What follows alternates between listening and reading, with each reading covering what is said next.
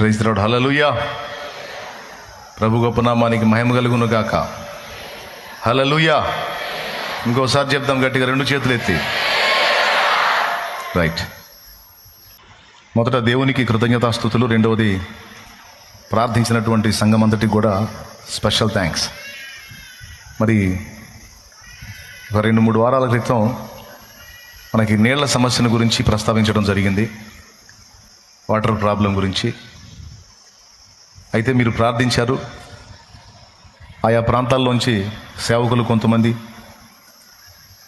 విశ్వాసులు అనేక మంది, కొంతమంది వీడియోస్ మాట్లాడారు. కొంతమంది అన్న ఏం జరుగుతుంది, సమస్య ఉందా, మరి మేమేం చేయాలని ఫోన్లు చేసి మరి వాళ్ళ ప్రేమను వ్యక్తం చేశారు. ఏం చేయాల్సిన అవసరం, ప్రార్థన చేయండి అని చెప్పాం. అయితే ప్రస్తుతానికి ఆ సమస్య అయితే దేవుని కృపను బట్టి క్లియర్ చేయబడింది. ప్రస్తుతానికి నీళ్ళు ఇస్తూ ఉన్నారు. అంటే భవిష్యత్తులో ఏముంటుందో తెలియదు, మరి ప్రస్తుతానికి నీళ్ళు ఇస్తూ ఉన్నారు.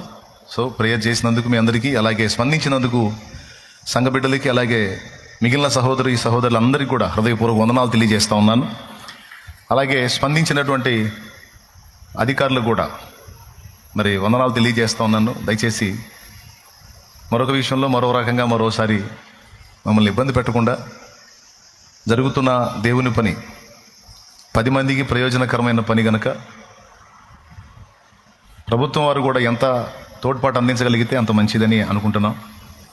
అందరికీ హృదయపూర్వక వందనాలు తెలియజేస్తూ ఉన్నాం.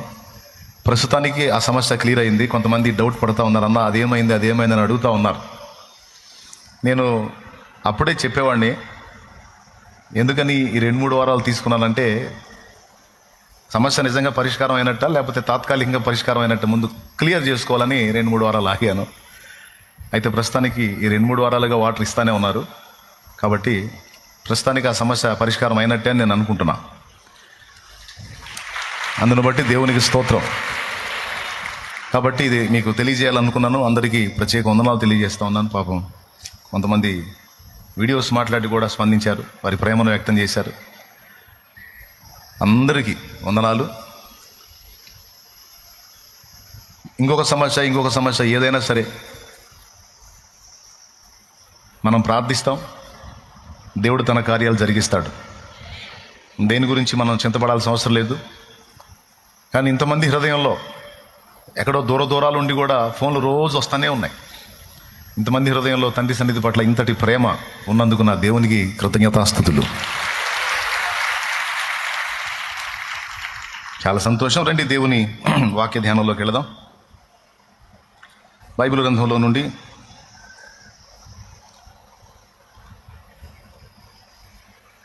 మత్తయి సువార్త 6వ అధ్యాయము. మత్తయి సువార్త 6వ అధ్యాయము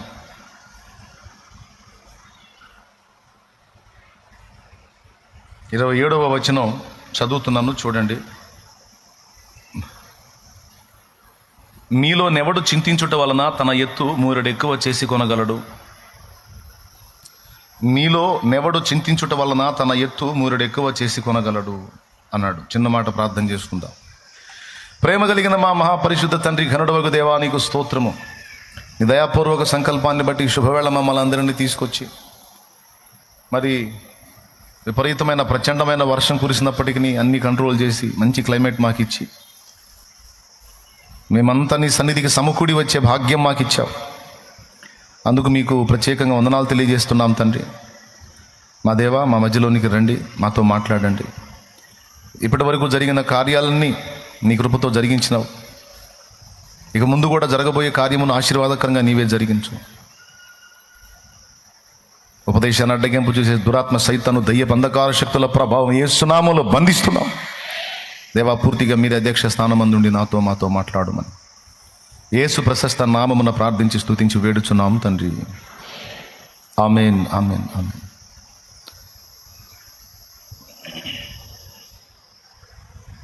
ఇక కాసేపు మీ మనసుని దేవుని వాక్యం మీద ఉంచండి.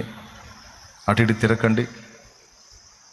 ప్రశాంతంగా ఎక్కడోళ్ళు అక్కడ కూర్చొని దేవుని మాటలు వినడానికి ప్రయత్నం చేయండి. ఈ లైన్లో చాలామంది నడుస్తూ ఉన్నారు. ఈ మధ్యలో ఎటోళ్ళు అటు షిఫ్ట్ అయిపోండి తొందరగా.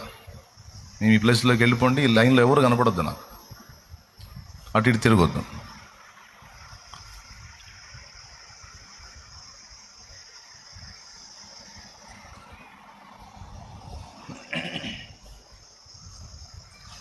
ప్రభు గొప్ప నామానికి మహిమ కలుగును గాక. హల్లెలూయా.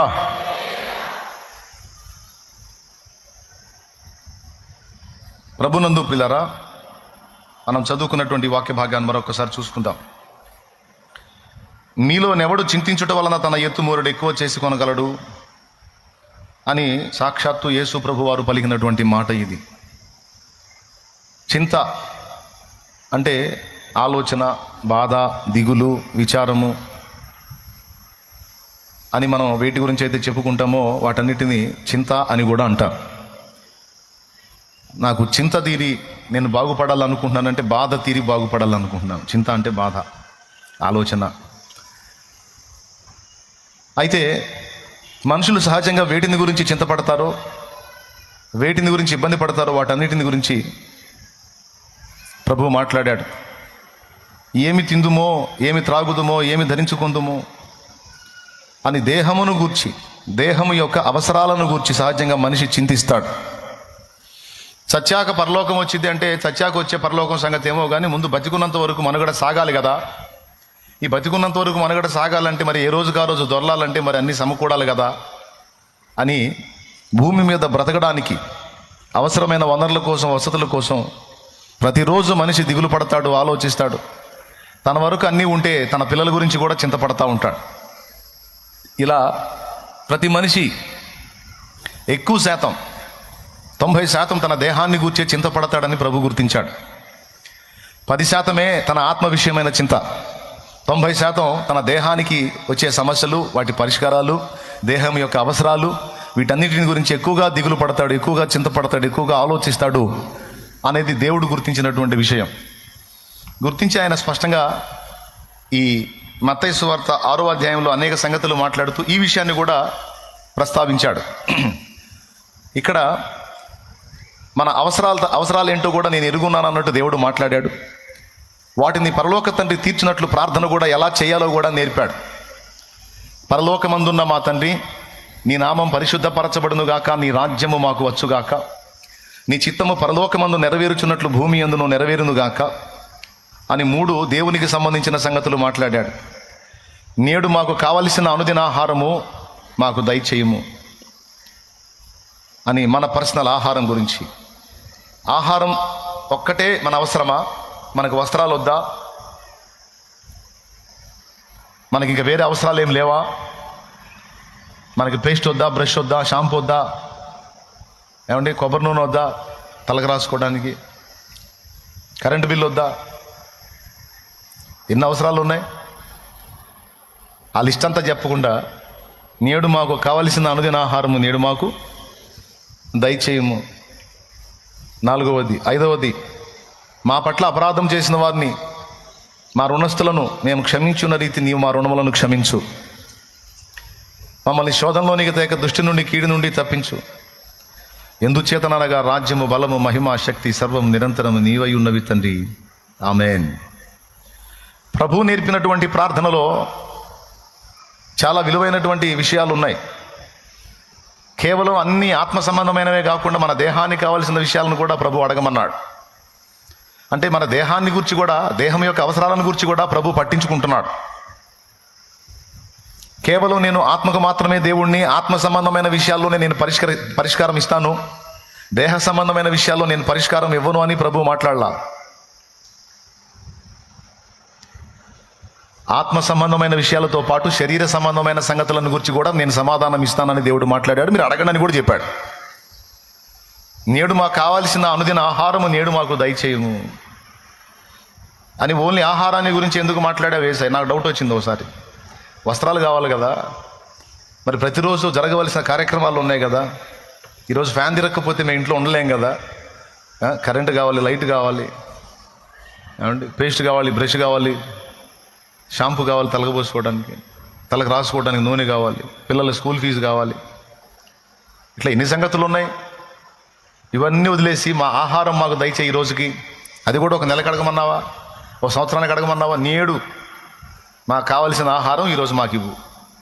మళ్ళీ రేపటికి మళ్ళీ రేపు నేను అడుక్కుంటావు, నువ్వు ఏ రోజుకు ఆ రోజు ఏంది మిగిలిన సంగతులు ఏవి అంటే, ఎందుకు ఆహారం ప్రధానంగా అడగమన్నాడంటే ఆహారంతో పాటు అన్నీ మనకు లభిస్తాయి. అయితే అన్నిటికంటే ముఖ్యమైనది ఆహారం, తిండి, నీరు. ఎందుకంటే షాంపూ పెట్టి తలకు పోసుకోపోయినా ఇబ్బంది ఏం లేదు, కొబ్బరి నూనె తలకు రాసుకోపోయినా ఇబ్బంది ఏం లేదు. కానీ కడుపుకు అంత ఆహారం లేకపోతే మాత్రం అయిపోయినట్టే మన పని. అన్నిటికంటే ముఖ్యమైనది శరీరం జీవించడానికి అవసరమైనది ఆహారం, నీరు. ఏది ప్రధానమైందో దాన్ని ఎత్తాడు. ఆహారం మనం అడిగినప్పుడు ఆహారం ఇచ్చే దేవుడు ఆహారంతో పాటు ఆహారం ఒకటే కాదు, వస్త్రము మిగిలినవి కూడా ఇస్తాడని పక్క పేరాలో మాట్లాడాడు. ప్రార్థనలోనేమో ఆహారం ప్రస్తావన తీసుకొచ్చి పక్క పేరాలో మీకు అక్కరగానున్నవేవో మీ పరలోకపు తండ్రికి ముందే తెలియను అన్నాడు. నువ్వు రోగివైతే నీకు కావలసిన మందులు ఎంత ఖర్చు అయిద్దో, ఏ మందులు నీకు ఉపయోగపడతాయో దేవునికి తెలుసు.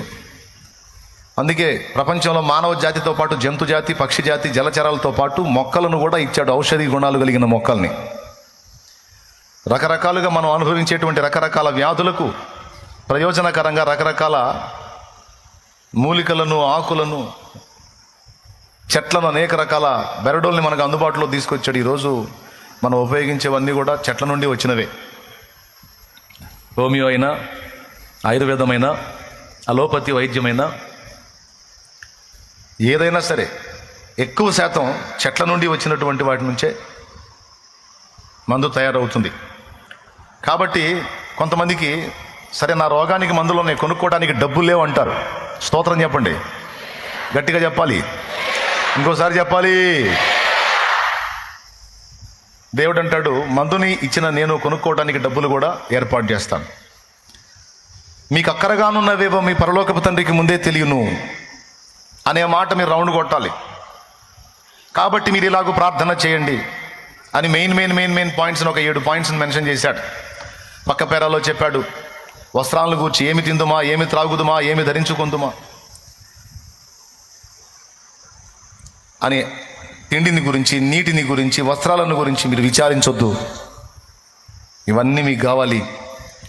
ముఖ్యంగా నన్ను ఎరిగిన స్థితిలో ఉన్న మీరు పొరపాటును కూడా వీటి గురించి కలత చెందాల్సిన అవసరం లేదు, నేను చూసుకుంటాను. వాటి గురించి ఎవరైనా బాధ పెడితే వాళ్ళందరినీ అన్యజనులు అన్నాడు. అన్యజనులు వీటన్నిటి గురించి విచారిస్తారు, అవిశ్వాసులు వాటి గురించి విచారిస్తారు. నువ్వు నా యందు విశ్వాసం ఉంచావు, నువ్వు నా బిడ్డవి, మరి ముఖ్యంగా నీ విషయంలో నేను పట్టించుకుంటాను, కాబట్టి నువ్వు దాని గురించి చింతపడొద్దు అని మాట్లాడాడు. మీలో ఎంతమంది ఒప్పుకుంటారు? 100లో 90% మనం బాధపడేది ఆత్మని గురించా, శరీరాన్ని గురించా? శరీర అవసరాలను గురించే, శరీర సంబంధమైన జీవితాన్ని గురించి అన్నోళ్ళు చేతులు ఎత్తండి.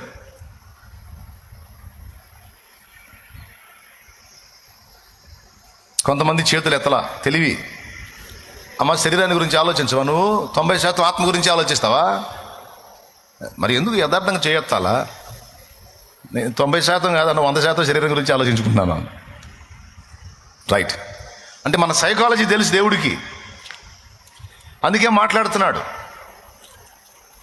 ఈ ఒక్క చోటేనా? మరికొన్ని చోట్ల కూడా దేవుడు రాయించాడు. దేనిని గూర్చి చింతపడకుడి కానీ మీ సమస్యలన్నీ కూడా ప్రార్థన, విజ్ఞాపన పూర్వకంగా ప్రతిదీ కూడా దేవునికి తెలియజేయండి. అప్పుడు సమస్త జ్ఞానమునకు మించిన దేవుని సమాధానం, క్రీస్తు సమాధానం మీ హృదయములకు, తలంపులకు కావలి ఉంటుందన్నాడు. అక్కడ అన్నాడు ఫిలిప్పి 4:4 దేని గూర్చి చింతపడకుడు కానీ ప్రతి విషయాన్ని గూర్చి దేవునికి చెప్పి వదిలేసేయండి అన్నాడు. దేవునికి స్తోత్రం కలుగును గాక. ఒకటి ఇక్కడేమన్నాడు? చింతపట్టం వల్ల ఎవడు తన ఎత్తు మోరెడు ఎక్కువ చేసుకుంటాడు. దిగులు ప్రారంభమైన కాడ నుంచి కేజీలు తగ్గిపోవటమే కానీ ఏందో నన్న ఆ దిగులు స్టార్ట్ అయిన కాడ నుంచి అంతకుముందు 80 ఉండేవాడిని, ఇప్పుడు 98కి వచ్చానన్న వాళ్ళు ఎవరన్నా ఉన్నారా? దిగులు ప్రారంభమైంది బాయ్, చింత ప్రారంభం. స్తోత్రం చెప్పు, చెప్పు, గట్టి చెప్పు. పక్కన వాళ్ళు పలకరించి కొద్దిగా, పక్కన చేయగలుపు, చేతులు కలపండి, థ్యాంక్స్ చెప్పండి, వందనాలు చెప్పండి.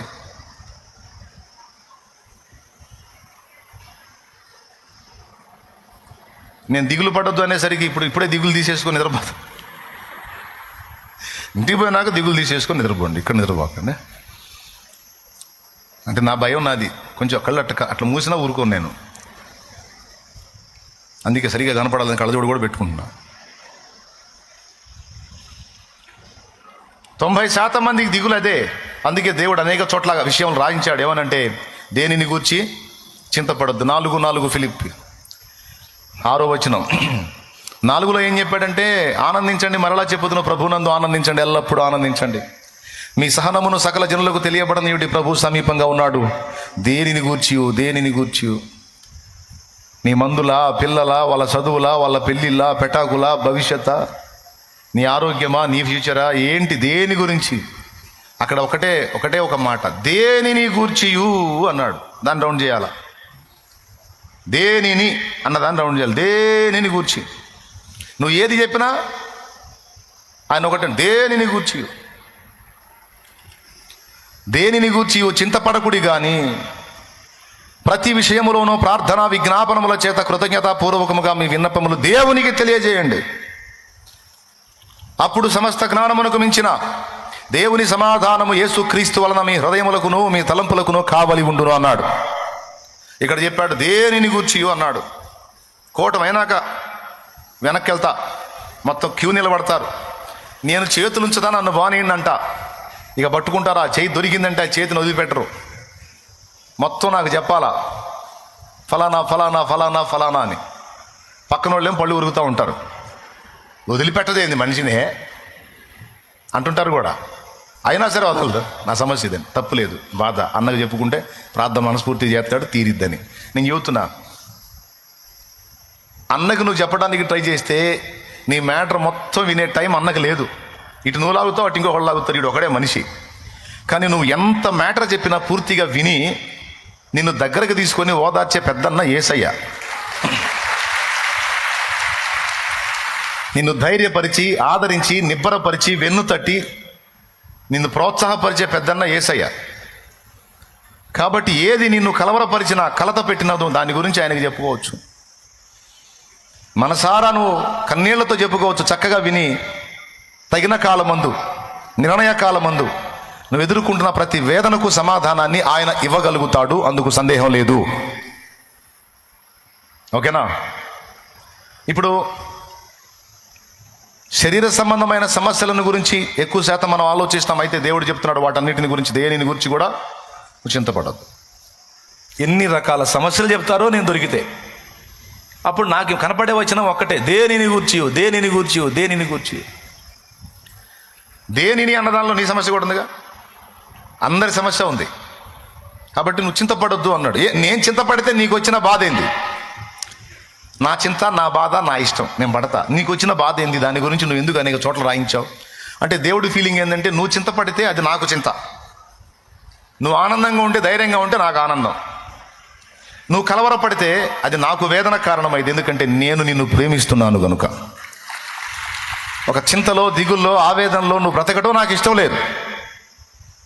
నువ్వు నన్ను బట్టి ధైర్యంగా ఉండాలి. ఎందుకంటే నువ్వు విశ్వాసివి కదా, నువ్వు అవిశ్వాసివి కాదు కదా. నువ్వు నన్ను బట్టి ధైర్యంగా ఉండాలి, చింత లేకుండా ఉండాలి, అది నాకు ఇష్టం అని దేవుడు మాట్లాడుతున్నాడు. ఫిలిప్పీ పత్రికలో ఆ మాట అన్నాడు. పేతురు పత్రికలో చూడండి 5:7 ఆయన మిమ్మల్ని గురించి చింతించుతున్నాడు గనుక మీ చింత యావత్తు ఆయన మీద వేయుడు. యావత్తు అన్నాడా, కొంచెం ఏంటి అన్నాడా? మీ చింత యావత్తు అన్నాడు. అక్కడేమో దేనిని గూర్చి అన్నాడు, ఇక్కడేమో యావత్తు అన్నాడు. అంటే మొత్తం. మళ్ళీ అంత నా బరువు అంతా యేసయ్య ఆడమోస్తాళ్లే.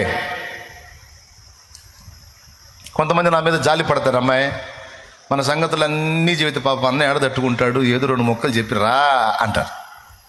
నేను అన్నీ వింటుంటా. ఎవరెవరు పక్కన వాళ్ళు ఏం మాట్లాడుతున్నారు, ఈ మనిషి ఏం మాట్లాడదు, వెనకోళ్ళు ఏం చదువుకుంటున్నారు, ముందోళ్ళు ఏమంటున్నారు, అన్నీ 3D ఎఫెక్ట్లో మొత్తం వింటుంటాను నేను. అదే టైంలో మళ్ళీ ప్రార్థన చేస్తుంటా. దేవునికి స్తోత్రం కలుగును గాక. హల్లెలూయా. పెద్దగా చెప్పండి.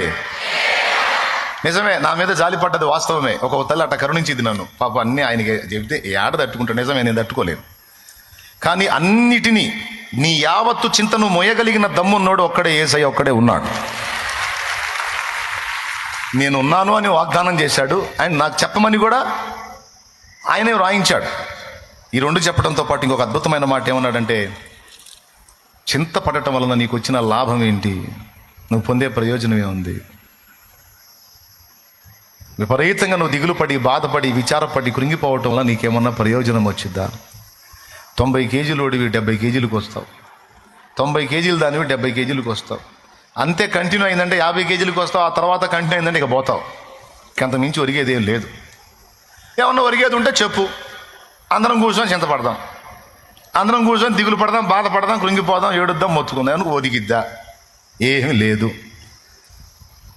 లేదు అన్న సంగతి స్పష్టంగా ఎరుగుండి ఎందుకు అనవసరంగా ఆ విషయంలో మనం అలా స్పందించడం కరెక్ట్ కాదు కదా. ఎంతమందికి అర్థమైందో ఏమో మరి. స్తోత్రం చెప్పండి, బాగా వినండి. కాబట్టి అన్యజనులాగా మనం ప్రవర్తించొద్దు అని యేసయ్య చెప్పాడు. అన్యజనులు వీటన్నిటి విషయమై విచారింతురు. అల్ప విశ్వాసులారా, నేడుండి రేపు పొయ్యిలో వేయబడు అడవి గడ్డిని దేవుడు అలాగున అలంకరించిన ఎడలా మీరు వాటికంటే శ్రేష్ఠులు కాదా? పువ్వులను చూపించి, అడవి గడ్డిని చూపించి, అడవి గడ్డికి వచ్చే పూలు చూడండి ఎంత అందంగా ఉంటాయో. నేడుండి రేపు పొయ్యిలో వేయబడేటువంటి అడవి గడ్డి, దానికి వచ్చే పూలు అంత అందంగా డిజైన్ చేశాడే. ఒక్కరోజు జీవించే పుష్పానికి అంత అందాన్ని ఇచ్చాడు. ఎంత రిస్క్ చేశాడు. మీరు పువ్వుల కంటే శ్రేష్ఠులు అన్నాడు. ఆకాశ పక్షులను చూడండి, అవి విత్తవు, కోయవు, కొట్లలో కూర్చుకొనవు, ఆయనను మీ పరలోకపు తండ్రి నిత్యము వాటిని పోషించుచున్నాడు అని అక్కడ అంటాడు. మీరు వాటికంటే శ్రేష్ఠులు అంటాడు. పూల కంటే మీరు శ్రేష్ఠులు, పక్షుల కంటే మీరు శ్రేష్ఠులు, జంతువుల కంటే మీరు శ్రేష్ఠులు. సృష్టి మొత్తంలో దేవుడు శ్రేష్టముగా ఎంచేది మిమ్మల్నేనరా అంటాడు ఆయన. దేవునికి స్తోత్రం కలుగును గాక. నా పిల్లలారా, సృష్టి మొత్తములో దేవుడు శ్రేష్టముగా ఎంచేది మిమ్మల్నే. కానీ దేవుడు నీ విషయంలో ఇంత శ్రద్ధ, ఇంత పట్టింపు, ఇంత చింత కలిగి ఉన్నాడని నువ్వు నిజంగా నీ హృదయంతో గ్రహించగలిగితే నువ్వు దేవునికి కనెక్ట్ అయిపోతావు. దేనిని లెక్క చేయవు. నీకు అర్థం కాల? నేను చెప్పిన ఈ సంగతి నువ్వు పూర్ణ హృదయంతో గ్రహించగలిగితే నువ్వు ఫస్ట్ నీ మనసుని దేవునికి లింక్ చేసుకుంటావు. ఇక దేనిని కూడా లెక్క చేయవు. ఏదన్నా రానా ఉంటే ఉంది, పోతే పోయింది పో అన్నట్టుగా విరక్తిలోకి వెళ్ళిపోతావు తప్ప దేనికి అతుక్కోవు.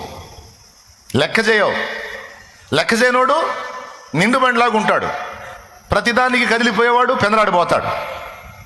స్తోత్రం. అందుకని చెప్పా. ఇప్పుడు అసలు పాయింట్కి వస్తా. ఇప్పుడు నేను చెప్పాను, వాక్యంలో ఉంది, మీరు కూడా విన్నారు. విన్నంతసేపు మీ కళ్ళు వెలిగినాయి, నిజమే కదా, కరెక్టే కదా అన్నట్టుగా ఫీలింగ్ పెట్టారు. బాగానే ఉంది. కానీ కూటమి అయిపోయి బయటికి బాగానే మళ్ళీ నీ సీన్ అంతే స్టార్ట్ అయింది. మళ్ళీ ఇదంతా మందిరంలో ఉన్నప్పుడు నేను చెప్పే మాటలు వింటున్నప్పుడు కాస్త ఛార్జ్ అవుతున్నట్టు ఉంటారు. కానీ బయటికి పోయిన తర్వాత మళ్ళా పరిస్థితులన్నీ ఆలోచన చేసుకుని అదే వేదన మళ్ళీ స్టార్ట్ అయింది.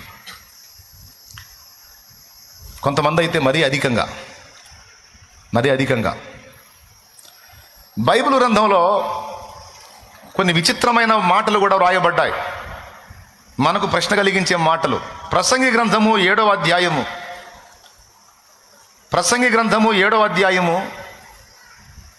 16వ వచనం నుంచి ఒకసారి చదవండి. అధికముగా నీతిమంతుడివై ఉండకుము, అధికముగా జ్ఞానివి కాకుము. అధికముగా నీతిమంతుడవై ఉండకుము, అధికముగా జ్ఞానివి కాకుము అన్నాడు. ఒక్కసారి మీరు చెప్పండి, అధిక జ్ఞానం మంచిదా చెడ్డదా? అధిక జ్ఞానం మంచిదా చెడ్డదా? జ్ఞానం ఎంత ఎక్కువ ఉంటే అంత మంచిదని, అంత జ్ఞానం సంపాదించుకోవడానికి ఎగబడతారు కదా. జ్ఞానం వేస్టా ఉపయోగమా? ఏందండి, ఏం చెప్పట్లేదు? జ్ఞానం మనకు అధికంగా ఉండటం మంచిదా చెడ్డదా? ఎంత జ్ఞానం ఎక్కువైతే అంత మంచిది కదా. అన్ని సబ్జెక్టుల మీద మనం జ్ఞానం పొందుకొని ఉండటం గొప్ప విషయం కదా. కాబట్టి జ్ఞానం మంచిదే.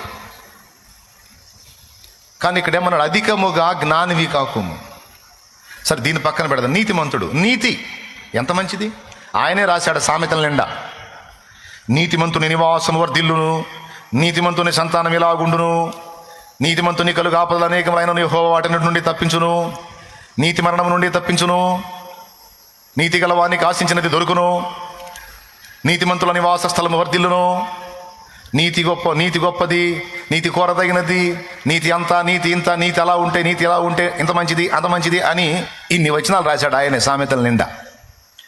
ఇన్ని రాసినోడు మళ్ళీ అంటాడు, అధికముగా నీతిమంతుడవై ఉండకుము. ఇదేంది మళ్ళీ? అధికముగా జ్ఞానివి కాకుము అన్నాడు.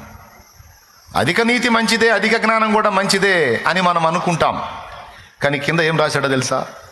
నిన్ను నీ వేళ నాశనము చేసుకొందువు అన్నాడు. భయమో, ఇదొకటి ఉందా?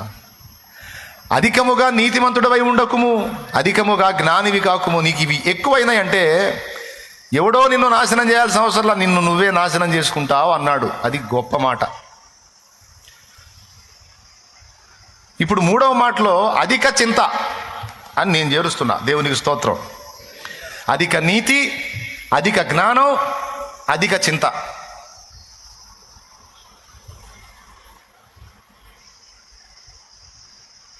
ఈ మూడు మనం పరిగణలో తీసుకొని ఆలోచిద్దాం. ఇప్పుడు ఇలాంటి మాట బైబిల్లో ఉంది. ఆ మాటను చూపించి ఒకడు అంటాడు, నేను అధికంగా నీతి కలిగి ఉండను, నీతి లేని బతుకుతాను అంటాడు. వాడిని ఏమందాం మనం? బైబిల్లోనే ఉందిగా అధికంగా నీతిమంతుడు ఉండకని. కాబట్టి నేను ఎక్కువ ఉండదలుచుకోవాలా. ఇక్కడ పాయింట్ ఏంటంటే, వరుసగా చెప్తాను, ఇక జాగ్రత్తగా వినండి. మొట్టమొదటిది అధిక నీతి అన్నాడు. అధిక నీతిని ప్రదర్శించేవాడు వాడిని వాడే నాశనం చేసుకుంటాడు అనే మాట మాట్లాడాడు. దానికి అర్థం చెప్తాను. నీతి అనేది రకరకాలుంది. జంతునీతి, రాజనీతి, దైవనీతి, మనుష్య నీతి, అలాగ నీతి రకాలుంది. అవినీతి, స్వనీతి, ఇట్లా రకాలు ఉంది. సరే, అవన్నీ పక్కన పెడితే, ఇశ్రాయేలీయులు దేవుని యందు భక్తి గలవారు, ఆసక్తి గలవారు అని చెప్పి, అయినా వారి ఆసక్తి జ్ఞానానుసారమైనది కాదు. వారు దేవుని నీతిని ఎరుగక తమ స్వనీతిని స్థాపింపబోనుకొనొచ్చు, దేవుని నీతికి లోబడలేదు అంటాడు. ఇక్కడ దేవుని నీతి అనే ప్రస్తావన తెచ్చాడు. రోమాపత్రిక 10వ అధ్యాయం 5వ వచనం అనుకుంటా, చూడండి. నా సహోదరులారా, ఇశ్రాయేలీయులందరూ రక్షణ పొందవలని నా హృదయాభిలాష పోయిన వారం చదివించినట్టున్నాను. ధర్మశాస్త్ర మూలముగు నీతిని నెరవేర్చువాడు దాని వలననే జీవించునని మోషే రాయిచున్నాడు. అయితే విశ్వాస మూలమగు నీతి ఇలాగూ చెప్పుచున్నది. కనీసం 2వ వచనం చదువు. వారు దేవుని యందు ఆసక్తి గలవారని వారిని గురించి సాక్ష్యం ఇచ్చుచున్నాను, ఆయనను వారి ఆసక్తి జ్ఞానానుసారమైనది కాదు. అక్కడ నుంచి చూడండి. ఎలయనగా వారు దేవుని నీతిని నెరుగక తమ స్వనీతిని స్థాపింప బోనుకొనొచ్చు, దేవుని నీతికి లోబడలేదు. దేవుని నీతి అంటే ఏంటో చెప్పనా? వినండి. దేవుని నీతి అనేది ఒక వ్యక్తి. దేవుని నీతి అనేది ఒక వ్యక్తి. దైవనీతి అనే వ్యక్తి ఎవరో తెలుసా? ప్రభు అయిన యేసుక్రీస్తు. ఆ క్రీస్తునందే దేవుని నీతి బహిర్గతమవుతుంది. బాగా వినాలి. బజార్లో పోయి మనం ఎవరినన్నా కదిలిస్తే బాగా వినండి, నేనే అర్థంగానే వ్యవహారం చెప్పను, క్లియర్గా మీకు అర్థమైద్ది. తమిళం కాదు, మలయాళం కాదు, నేను చెప్పేది తెలుగే. బయటికి పోయి ఎవరినన్నా అడిగితే, బ్రదర్ యేసు ప్రభువుని నమ్ముకో, ఆయన యందు విశ్వాసం ఉంచుట ద్వారా అది నీకు నీతిగా ఎంచబడిద్ది, పరలోక రాజ్య వారసుడు అవుతావు అని మనం అన్నాం అనుకో, నాకు ఎవరి నీతో అవసరం లేదండి, నేను స్వతసిద్ధంగా నేను నీతిమంతుడండి, నేను ఎవరికి అన్యాయం చేయలేదండి, ఎవరికి అపకారం చేయలేదండి, నేను ఎంత నీతి గలవాడిని అంటానండి, ఆకలి కొన్న వారి ముఖం చూడండి, బీదలకు నేను సాయం చేస్తానండి, దిక్కులేని వాళ్ళకి నేను తోడుగా ఉంటానండి, నేను అంత మంచి ఉండండి, ఇంత మంచి ఉండి, వాడి నీతి కార్యాలన్నీ కుప్పై తెస్తాడు. దీనికి యెషయా ఏం చెప్పాడంటే, మా నీతి క్రియలన్నీ మురికి గుడ్డలు అన్నాడు. మా నీతి క్రియలన్నీ మురికి గుడ్డలు అన్నాడు. అంటే అర్థమైంది, ఇప్పుడు నేను తెల్లని వస్త్రాలు వేసుకొని వచ్చా, ఈ తెల్లని వస్త్రాలు ఇట్లనే పెట్టుకొని మట్టిలో పెట్టి దొర్లాడాను అనుకో, ఆ మట్టి వస్త్రాలకు ఈ తెల్లని వస్త్రాలు నల్లగా అయిపోతాయి. మురికి పట్టినటువంటి వస్త్రాలు కలర్ చేంజ్ అవుతాయి. మా నీతి క్రియలన్నీ మురికి గుడ్డలు అని యెషయా ఎందుకన్నాడంటే, మేము నీతితో ఎంత పనులు చేస్తామో మేము చేసే పాపాలు కూడా అలానే ఉన్నాయి. మేము చేసే పాపముల వలన మా నీతి అపవిత్రమైపోయి మలినమైపోయి తెల్లని బట్టే కానీ మురికైపోయింది. మురికి బట్టలకు విలువ ఉందా? స్తోత్రం చెప్పండి, గట్టిగా చెప్పాలి. నేను చెప్పింది చేస్తారా? ఒకసారి పక్కన వాళ్ళని పలకరించండి, చేతులు కలపండి.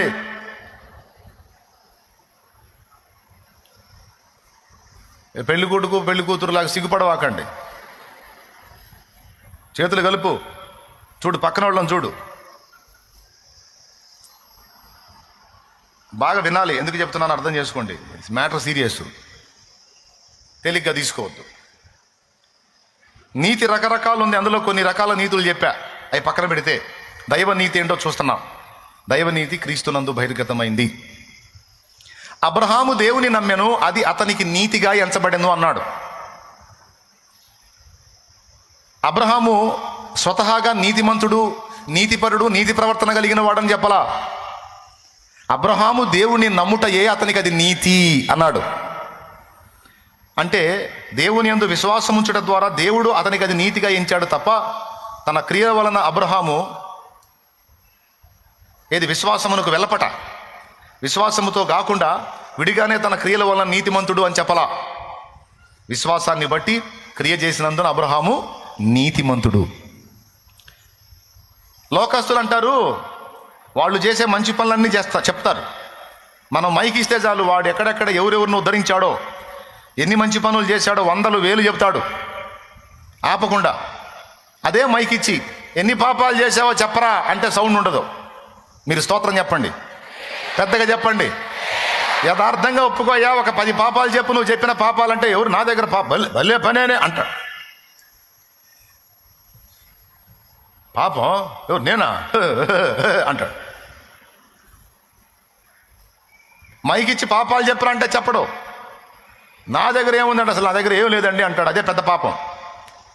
మనము పాపము చేయలేదని చెప్పుకుని ఎడల దేవుని అబద్ధికునిగా చేసిన వారమగుదుము. యోహాను రాసిన పత్రిక మొదటి అధ్యాయము 7 వచనాలు ఇంటికి పోయి చదువు. ఇప్పుడు నగలు చూడు. స్తోత్రం. కానీ వాస్తవం మీరు చెప్పండి, మనం చేసేది అచ్చంగా మంచి పనులైనా దరిద్ర పనులు కూడా ఉంటాయా? అనా యథార్థంగా చెప్పుకోవాలా, తప్పైద్ది. లేకపోతే దరిద్ర పనులు కూడా ఉంటాయి అన్నోళ్ళు చేతులు ఎత్తండి. అది మీకు తెలుసు కాబట్టి రక్షణలోకి వచ్చారు మీరు.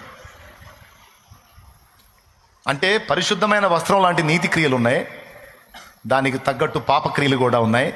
ఈ రెండు కలగా పొలగం అయిపోయి తెల్లని వస్త్రం మురికి బట్ట అయిపోయింది.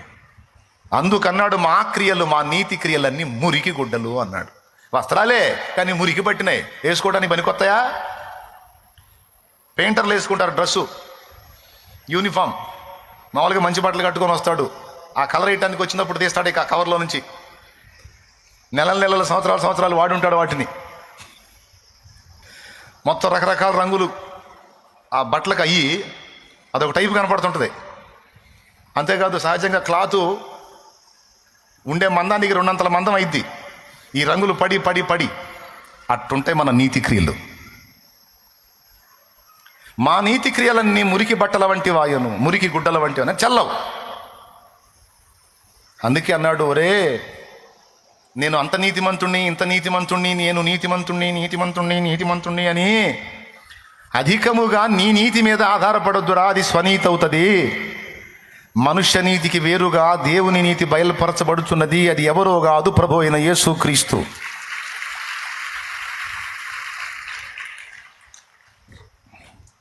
ఆయన యందు విశ్వాసముంచిన వాడిని నీతిమంతుడని జడ్జి చేస్తాడా దేవుడు. ఆయనను ఆశ్రయించని వాడు ఎంత నీతిమంతుడైనా ఆ నీతిని బట్టి రక్షణ పొందలేడరా. కాబట్టి నేను నీతిమంతుణ్ణి, అధిక నీతి నాది అని నీ నీతిని బట్టి అధికముగా అతిశయపడకు. నీ నీతి చెల్లదు. అట్లా నీతిని గురించి చెప్పుకోవాలంటే ప్రతి మనిషి చెప్పుకుంటాడు. కానీ మన నీతి ఎక్కువ, పాపం ఎక్కువ? పాపమే ఎక్కువ. మనం చేసే నీతి ఎప్పుడో ఎవరికో ఒకసారి చేస్తాం, కానీ పాపం రోజు చేస్తాం. మాట ద్వారా, నడక ద్వారా, పడక ద్వారా, తలంపు ద్వారా, ఆలోచన ద్వారా, క్రియ ద్వారా, ఎక్కడో చోట ఏదో సందర్భంలో ఒక రోజులో పొరపాట్లు జరుగుతూనే ఉంటాయి. వాటన్నిటిని కొప్పేశాడనుకో, తక్కెట్లో మన పాపాలు, ఈ పక్క మన నీతి క్రియలు వేసాడనుకో, ఏమో ఇక్కడ ఉంటాయి, అది అక్కడ ఆకాశానికి లేచిద్ది. ఇది మన నీతి క్రియలు. మన పాప క్రియలు మన నీతి క్రియలను తేలగొడతాయి కనుక చెల్లుబాటు కావు. అందుకే మన నీతి, పరిశుద్ధత, జ్ఞానము, విమోచన యేసే. అందుకే మనం పాట పాడుకున్నాం ఏమని? నా నీతికి ఆధారమా నిబంధన మందసమా, నా నీతికి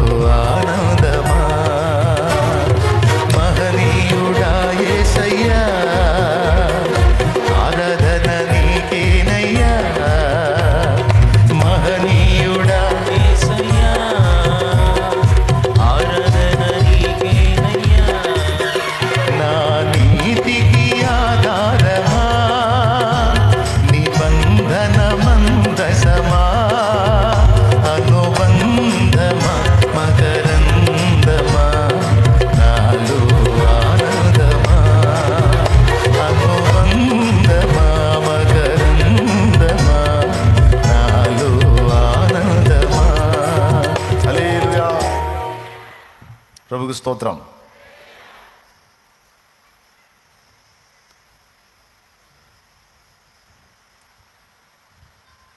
చెప్పండి, మన నీతి ఎవరు?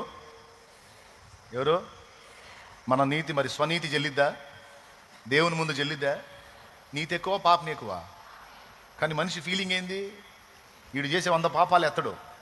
ఎప్పుడో సంవత్సరం క్రితం ఉడుకు 100 రూపాయలు దానం చేశాడు, అది మాత్రం 1000 సార్లు చెబుతాడు. 100 అండి, 100 ఇచ్చా, 1000 ఇచ్చానండి, 1000 ఇచ్చా, వయమ్మో ఈ 1000 సార్లు చెప్పాడు. అధికముగా నీతిమంతుడవై ఉండకు అంటే నీ నీతి మీద ఆధారపడి అధిక నీతి అని నీవు సొంతంగా నీతిమంతుడిగా దేవుని ముందు ప్రూవ్ చేసుకోవడానికి ట్రై చేస్తే బుస్ అవుతావురా పిచ్చోడా. అది నీ వల్ల కాదు. అందుకని నీ నీతి కాదు, దేవుడే ప్రభు అయిన యేసుక్రీస్తునందు విశ్వాసమే నీతి. అది తెలుసుకో, రక్షింపబడతావు. అయ్యా మారు మనసు పొంది బాప్తీసం పొందాయంటే బాప్తీసం నాకు కాదు పాపులకి అంటాడు ఒకడు. ఎవరికంట? అమ్మ పరిశుద్ధుడు, ఈ పరిశుద్ధుడు అంటాడు, నాకు కాదు బాప్తీసం పాపులకి. సరే నువ్వు అట్లనే ఉండు, పరిశుద్ధుడా నీ రంగు అక్కడ తేలిద్ది, నీ ముసుకంతా లాగుతాడు అక్కడ. కాబట్టి దేవుని నీతికి వెలపట ఉన్న నీతి ఏది కూడా నీకు నాకు ప్రయోజనకరం కాదు. ఇది పరలోకం చేరడానికి.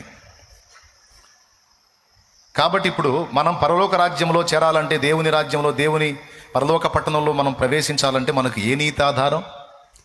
మన స్వంత నీతి ఎంత నీతి అయినా, ఎంత అధిక నీతి అయినా అది ఉత్తమం కాదు. అది అక్కడకు రాదు. మరి ఏ నీతి అక్కడికి వచ్చింది? దేవుని యందలి విశ్వాసము, క్రీస్తు యేసునందలి విశ్వాసమే నీతిగా ఎంచబడి మనల్ని నిత్య జీవానికి చేరుస్తుంది. క్రీస్తు ఒక నీతి. ఇప్పుడు యేసు ప్రభుని మనం ధరించుకున్నందున దేవుని నీతిని మనం ధరించుకున్నాం. యేసయ్య నీతి ప్రవర్తన, నీతి క్రియలు మనకు అక్కడికి రావటం కాదు. అసలు యేసే ఒక నీతి. ఆ యేసును ధరించుకున్న మనం దేవుని నీతిని ధరించుకున్నాం. నేను ఇది అర్థమవుతుందా? నిజం చెప్పండి, నేను చెప్పేది అర్థమవుతుందా? ఏమో నాకు డౌట్ వస్తుంది. ఎంతమందికి అర్థమవుతుంది? అబద్ధాలు ఆడుకోండి చెప్పండి. యేసయ్య నీతి, ఆయన ధరించుకున్న మనం తండ్రి దృష్టికి ఎట్ట కనపడతాం?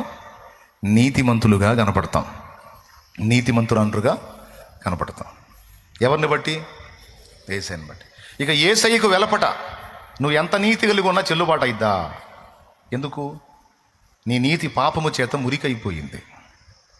నీ నీతి క్రియ ఒక్క పాపం కూడా చేయకుండా అచ్చంగా నీతి అయితే అప్పుడు నడిచింది. ఉందా ఛాన్స్? మనం అనుకోవచ్చు నేను ఒక్క పాపం కూడా చేయలేదు అని. పితరుల దోషం కూడా మన మీద ఉంటుంది. పితరుల దోషం కూడా మన మీద ఉంటుంది. ఆ రూపేణైనా మనం బుక్ అవుతాం. ఇంకొకటి చెప్పాలంటే, అసలు మనము పాపము చేయలేదని చెప్పరాదు. ఒక్క తప్పు కూడా నా దగ్గర లేదు అని మనం చెప్పకూడదట. ఎందుకంటే దేవుని వాక్యమే చెప్పింది, నీతిమంతుడు లేడు. లేదు సార్ నేను ఒక్క తప్పు కూడా చేయలేదండి, అన్నీ నీతి క్రియలేనండి అంటే పెద్ద కేసు అయింది అది.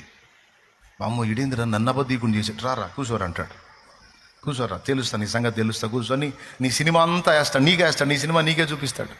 ఇప్పుడు దాకా లోకల్ సినిమాలు చూసాంగా మనం, ఎవరి సినిమా వాళ్ళకి చూపిస్తాడు. రేపు అక్కడ మనం ఎక్కడెక్కడ ఎన్నిసార్లు గడ్డి తినే ఆలోచనలు చేశామో, గడ్డి తిన్నామో, తినబోయామో, తినడానికి ప్రయత్నం చేశామో, ఎన్ని రకాలుగా తిన్నామో, ఎన్ని టైపులు గడ్డి తిన్నామో మొత్తం చూపిస్తాడు. మరి ఇవన్నీ ఏందిరా అంటాడు.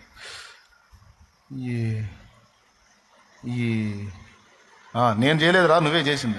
నేనేనా అంటే అండి ఈ గుర్తులు ఏమండి నాకంట. అబ్బా నేను గుర్తు చేశాక మరి ఇప్పుడు సంగతి ఏంటంటే ఈ జరిగినాయి అంటే వాస్తవం ఏంటంటే మరి అట్టయితే ఇక మరి నేను ఇక మరి దా బా దా దా బా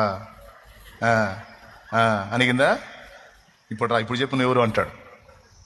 నీతిమంతుడు లేడు, ఒక్కడును లేడు అన్నది వాక్యం మర్చిపోకూడదు. ఏ భేదమును లేదు. అందరూ పాపము చేసి దేవుడు అనుగ్రహించి మహిమను పొందలేకపోవచ్చున్నారు. తేలగొట్టేశాడు అక్కడ. ఒక్కడు కూడా లేడురా పెద్ద మనిషి అని. ఎవరన్నా పెద్ద మనిషిలాగా కాలు ఎగరేస్తే నేను పగలబడి నవ్వుకుంటా, లోపల వాడికి కనపడదు. ఎవరైనా తమను గురించి తాము అస్సలు అంటే నేను లోపల గుల్లైపోతుంటా. ఎందుకంటే బైబిలులో ఒకే ఒక్క నీతిమంతుడు ఉన్నాడు, యేసు ప్రభు. ఆ తర్వాత అమ్మగారే. బైబిల్లో ఒకే ఒక్కడు ఉన్నాడు నీతిమంతుడు, యేసు ప్రభు. ఆ తర్వాత అయ్యగారే. ఎందుకంటే అస్సలు పర్ఫెక్ట్ అంటగా. అంటే వాక్యం కూడా ఇతనికి వర్తింపదు. నీతిమంతుడు లేడు, ఒక్కడు లేడు అన్న విషయంలో మరి ఇతను ఉన్న సంగతి భయం, దేవుడు మర్చిపోయినట్టున్నాడు. నీతిమంతుడు లేడు, ఒక్కడునూ లేడు అని రాయకూడదు. నీతిమంతులు ఉన్నారు అని రాయాల. వీరిని బట్టి అందరి బతుకులు మనం పుట్టక ముందే చదివి కూర్చున్నాడు ఆడ. అందరి బతుకులు, అందరి సంబడాలు చదివి కూర్చున్నాడు అక్కడ. నువ్వు కాదు, మీ డాడీ వాళ్ళ డాడీ వాళ్ళ డాడీ డాడీ డాడీ డాడీ, ముత్తాతకు తాత, తాతకు ముత్తాత అనేవాళ్ళు కూడా పుట్టక ముందే ఏ తరములో మనం పుడతామో, ఎన్ని సంవత్సరాలు బతుకుతామో, ఎలాంటి బతుకు బతుకుతామో, ఆ బతుకులు ఎన్నిసార్లు కింద పడతామో, లెగుస్తామో మొత్తం రాయబడి ఉందని 139వ కీర్తన 16వ వచనంలో ఉంది. తెలుపుము నా అంతము నాకు, తెలుపుము నా ఆయువు ఎంతో, తెలుపుము నా అంతము నాకు, తెలుపుము నా ఆయువు ఎంతో, తెలుపుము ఎంతల్పుడనో, తెలుపుము ఎంతల్పుడనో, విరిగి నలిగియున్నాను నేను, విరిగి నలిగియున్నాను, విరిగి నలిగియున్నాను నేను, విరిగి నలిగియున్నాను. అరవాసిని నే జగమున ప్రభువ, అరవాసిని నే జగమున ప్రభువ, నడచుచున్నాను నీ దారిన్, నా గురి నీవేన ప్రభువా, నీ దరినే చేరెదను నేను, నీ దరినే చేరెదను, నీ దరినే చేరెదను నేను, నీ దరినే. దేవునికి మహిమ. నియమింపబడిన దినములలో ఒకటైన కాకమునుపే నా దినముల నీవు నీ గ్రంథములో లిఖితములాయను. అతను రాసేశాడంట. అందుకు అడిగాడు భక్తుడు ఏమని, తెలుపుము నా అంతము నాకు, అంటే నీకు తెలుసు, తెలుపుము నా ఆయువు ఎంతో, నాకు నేను ఏదో గొప్పండి అనుకుంటున్నానయ్యా, నేను ఎంత అల్పుండో నాకు అర్థమయ్యేటట్టు చేయవా అని అడుగుతున్నాడు. తెలుపుము ఎంతల్పుడనో. కాబట్టి ఇప్పుడు దేవుని ముందు నకరాలు చేయొచ్చా? అందరు చెప్పండి, నకరాలు చేయొచ్చా? ఓవర్ యాక్షన్ చేయొచ్చా? ఎగస్ట్రాలు చేయొచ్చా? ఏదో భూమికి వ్యతిరేకంగా మనం స్పెషల్గా పుట్టినట్టు స్పెషల్ ఫీలింగ్లు ఇవ్వచ్చా? ఇవ్వకూడదు. రైట్. ఒకవేళ ఇస్తే అధిక నీతి, పళ్ళు రాలుతాయి. ఏం లేదు, నేను నీతిమంతుణ్ణి, నాకు ఒకరు అవసరం లేదు, నేను నీతిమంతుణ్ణి, నాకు ఒకటి అక్కర్లేదని ఎవడైతే ఓవర్ యాక్షన్ చేస్తాడో వాడు క్రీస్తుని వద్దకు రాడు. రానప్పుడు వాణ్ణి వాడే నాశనము చేసుకున్నట్టు. దేన్ని బట్టి? వాని నీతిని బట్టే. సరిపోయింది అనుకుంటాను. దేవునికి స్తోత్రం. అందుకే అధికముగా నీతిమంతుడవై ఉండకు, నిన్ను నువ్వేల నాశనము చేసుకుందువు అన్నాడు. దేవునికి స్తోత్రం కలుగునుగాక. అర్థమైందా? రెండవది, అధికముగా జ్ఞానివిగా కుము అన్నాడు. అధికముగా జ్ఞానం మంచిదే. మళ్ళీ జ్ఞానం కూడా 2 రకాలు ఉంది. ఇక్కడ కూడా మళ్ళీ యేసయ్య వస్తాడు. కొరింథీయులకు రాసిన మొదటి పత్రికలో 1:30 మనం చూస్తే, అతిశయించువాడు ప్రభువునందే అతిశయించవలెనని వ్రాయబడినది నెరవేరునట్లు దేవుని మూలముగా ఆయన మనకు జ్ఞానమును నీతియు పరిశుద్ధతయు విమోచనము నాయను. ఎవరాయన? ఆయన యేసయ్య మనకు ఏమయ్యాడట? జ్ఞానమయ్యాడట, నీతి అయ్యాడట, పరిశుద్ధత అయ్యాడట, విమోచన అయ్యాడట. ఓకేనా? ఇప్పుడు ఫస్ట్ నంబర్ 1లో వచ్చింది జ్ఞానం. అధికముగా జ్ఞానివి కాకుము. ఒకడంటాడు నేను ఎంత జ్ఞానవంతుడో తెలుసా, నేను చాలా జ్ఞానవంతుడండి, ఏది అంత తేలిగ్గా నమ్మనండి. అప్పుడెప్పుడో 2000 సంవత్సరాల క్రితం యేసు ప్రభు శిలువలో చనిపోతే ఇప్పుడు చేసిన పాపాలకు అప్పుడు శిలువ ఎట్ట పనికి వచ్చిందండి? నా దగ్గర యొద్దు మీరు. మనం మహామేధావులం, మహాజ్ఞానులం. ఎట్లా చెల్లిద్దండి? అప్పుడెప్పుడు 2000 ఏళ్ల క్రితం చచ్చిపోయాడు, ఇప్పుడు వచ్చి చెబుతున్నారు ఈ పాపాలు ఆ శిలువ మీదకు పోతాయని. అది అయిపోయిన ఘట్టం, ఇది జరుగుతున్న ఘట్టం. ఈ జరుగుతున్న దానికి, అయిపోయిన దానికి ముడిపెడితే ఎట్లా? మీరు ఒక మాట చెప్పండి. ఇప్పుడు చేసిన పాపాలకు భవిష్యత్తులో సిలువెక్కుతాడని చెప్తే ఏదో వచ్చి చెల్లిస్తాడు అనుకోవచ్చు. అయిపోయిన కథకి, జరుగుతున్న కథకి ముడిపెడతారేం? ఓయమ్మో ఎంత జ్ఞానం, ఓయమ్మో ఓయమ్మో ఎంత జ్ఞానం. అసలు ఈ జ్ఞానం మీకు అర్థమైందా? నాకు తెలిసి అర్థం కాలేదనుకుంటా. నిజంగా ఇప్పుడు నేను చెప్పింది ఎంతమందికి అర్థమైంది? నిజంగా అర్థమైందా? ఆహా, మీరు కూడా జ్ఞానవంతులే. సరే, అట్లయితే 2000 ఏళ్ల క్రితం ఆయన సిలువలో ప్రాణం పెట్టాడు, అయిపోయింది ఆ కథ. ఇప్పుడు చేసిన పాపాలు అప్పుడు సిలువ మీదకి వెళ్తాయి, అప్పుడు యేసు మీదకి వెళ్తాయి అని చెప్తున్నారు. ఇది అతికిద్దా అని అడుగుతుంది లోకం. నీ సమాధానం ఏంది?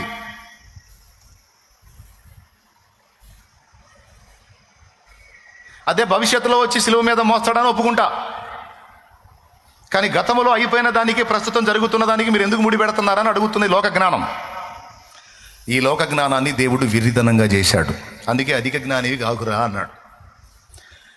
అధిక జ్ఞానం ఎక్కువైందనుకో, పెద్ద మేధావిని అనుకొని కాగితాలు ఎరుకోవాల్సి వచ్చింది, చిత్తు కాగితాలు.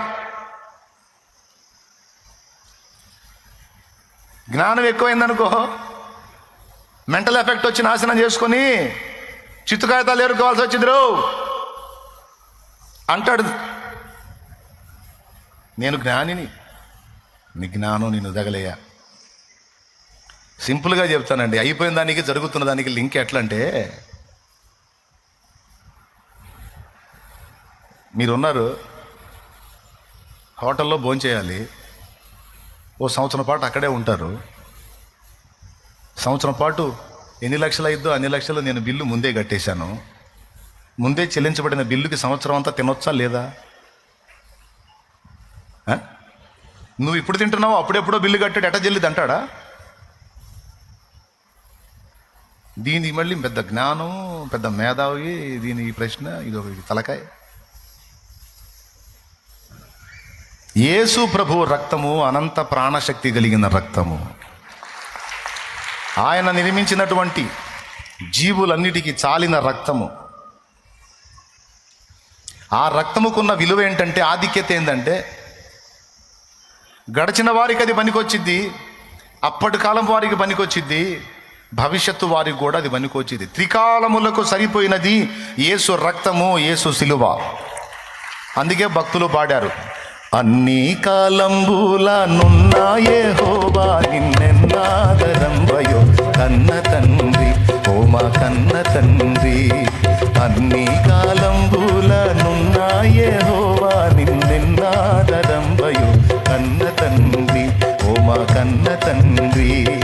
వన్నేకెక్కిన మోక్షవాసాళి సన్నూతు దున్నాతమయుండ మున్నె నీకు. అన్ని కాలంబుల యెహోవా నిన్నెన్నాదరంబయో కన్న తండ్రి, ఓ మా కన్న తండ్రి. దేవునికి స్తోత్రం. దరువు సౌండ్ ఎక్కువ వినపడింది అనుకో, నా మాట పాట అర్థం కావు. జర చూసుకో. పుట్టింప నీ వంచు, పోషింప నీ వంచు, గిట్టింప నీ వంచు, కీర్తింతును. పుట్టింప నీ వంచు, పోషింప నీ వంచు, గిట్టింప నీ వంచు, కీర్తింతును. వట్టి పనికి మాలి నట్టి మానవులా చేపట్టి రక్షింప బాధ్యుండవచ్చు. దట్టమైన కృపను నలిజేరా నాకిచ్చి పట్టయి నిలిచుండు ప్రభుడవంచు. కట్టాడ చేకాడ ముట్టుదను కానా పస్టు కొలది నిన్ను ప్రస్తుతించు. అన్ని కాలంబులనున్న యెహోవా నిన్నెన్నాదరంబయో కన్న తండ్రి, ఓ మా కన్న తండ్రి. వన్నేకెక్కిన మోక్షవాసాళి సన్నూతు లున్నాతమయుండ మున్నె నీకు. అన్ని కాలంబుల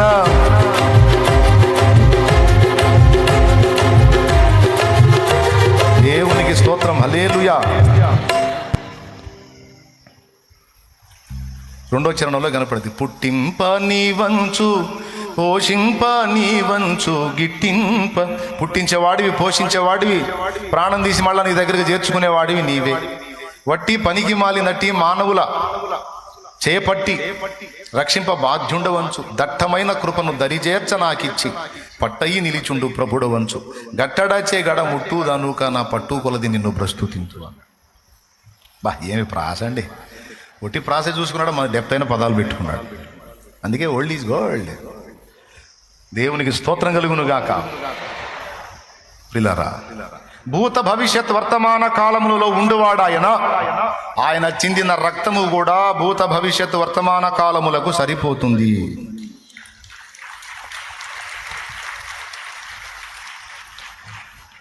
బిల్లు 2 సందర్భాల్లో కట్టొచ్చండి.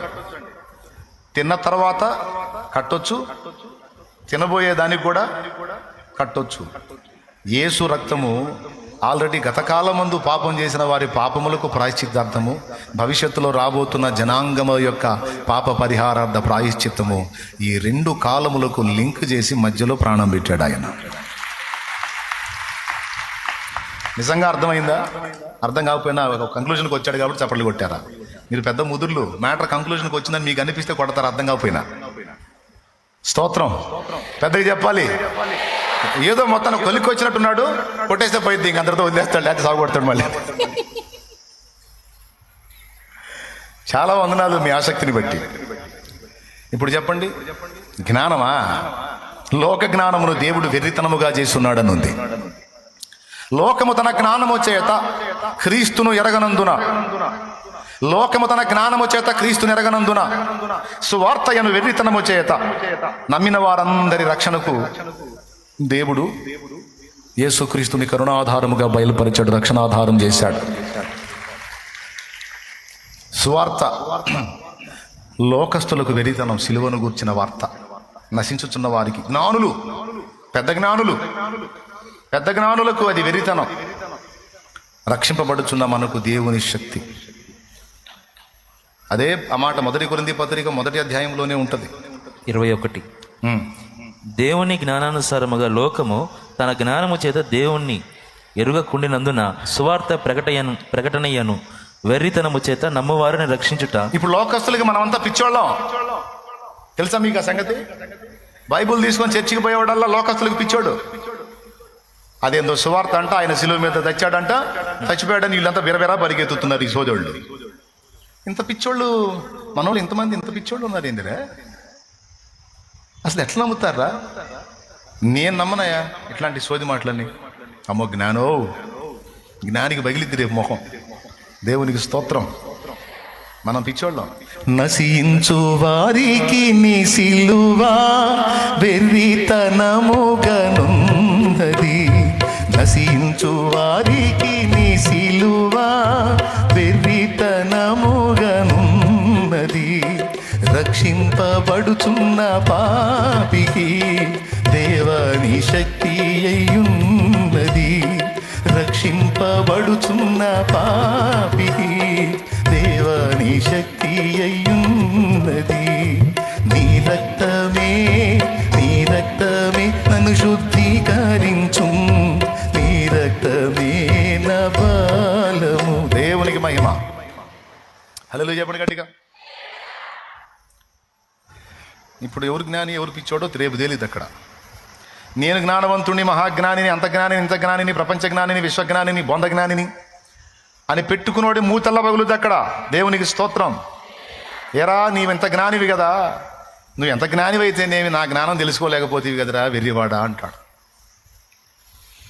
దేవుని జ్ఞానమై ఉన్న క్రీస్తుని ఎరగని వాడు ప్రపంచంలో ఎంత జ్ఞానైనా వాడి జ్ఞానం వాడిని నాశనం చేసుకోవడానికి తప్ప రక్షించడానికి పనికి రాదు. కాబట్టి అధిక జ్ఞానమని జ్ఞానము, అధిక నీతిని క్రీస్తుకు వెలుపట వెతకకండిరా, క్రీస్తులో ఉందిరా దేవుని జ్ఞానం, దేవుని నీతి. యేసయ్యను పట్టుకొండిరా, యేసునొద్దకు రండి అని పిలుస్తున్నాం. ఏసే మార్గము, ఏసే సత్యము, ఏసే జీవమురా, ఏసే జీవమురా.